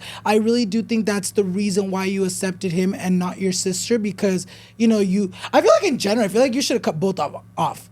Like, a chingar su madre la hermana, porque si te lo hizo una vez, lo puede hacer otra vez. ¿Qué tal que te agarres un William Levy y ahí se lo está echando también? But ay, no, mi amor, yo no podía hacer eso. Good thing that, like, Danny and me are gay, because I don't gotta worry about that. I don't gotta worry about my sister fucking my man. What's crazy is that it really does happen a lot. Like, with best friends, with sisters, with, like, mothers-in-laws, or, like, it's absolutely insane. But I think when it gets to, like, a family point, like, this person does not care about you, okay? Because to take it to family, there's so many girls in the world, or so many bitches, and because you gotta be a bitch to do that to your sister. Like, I can't even imagine someone doing that to somebody else and thinking that they have a good heart. Absolutely horrendous. I can't even imagine the heartbreak you're going through. But trust me, sometimes you have to get rid of the shitty people in your life so that you can meet greater people.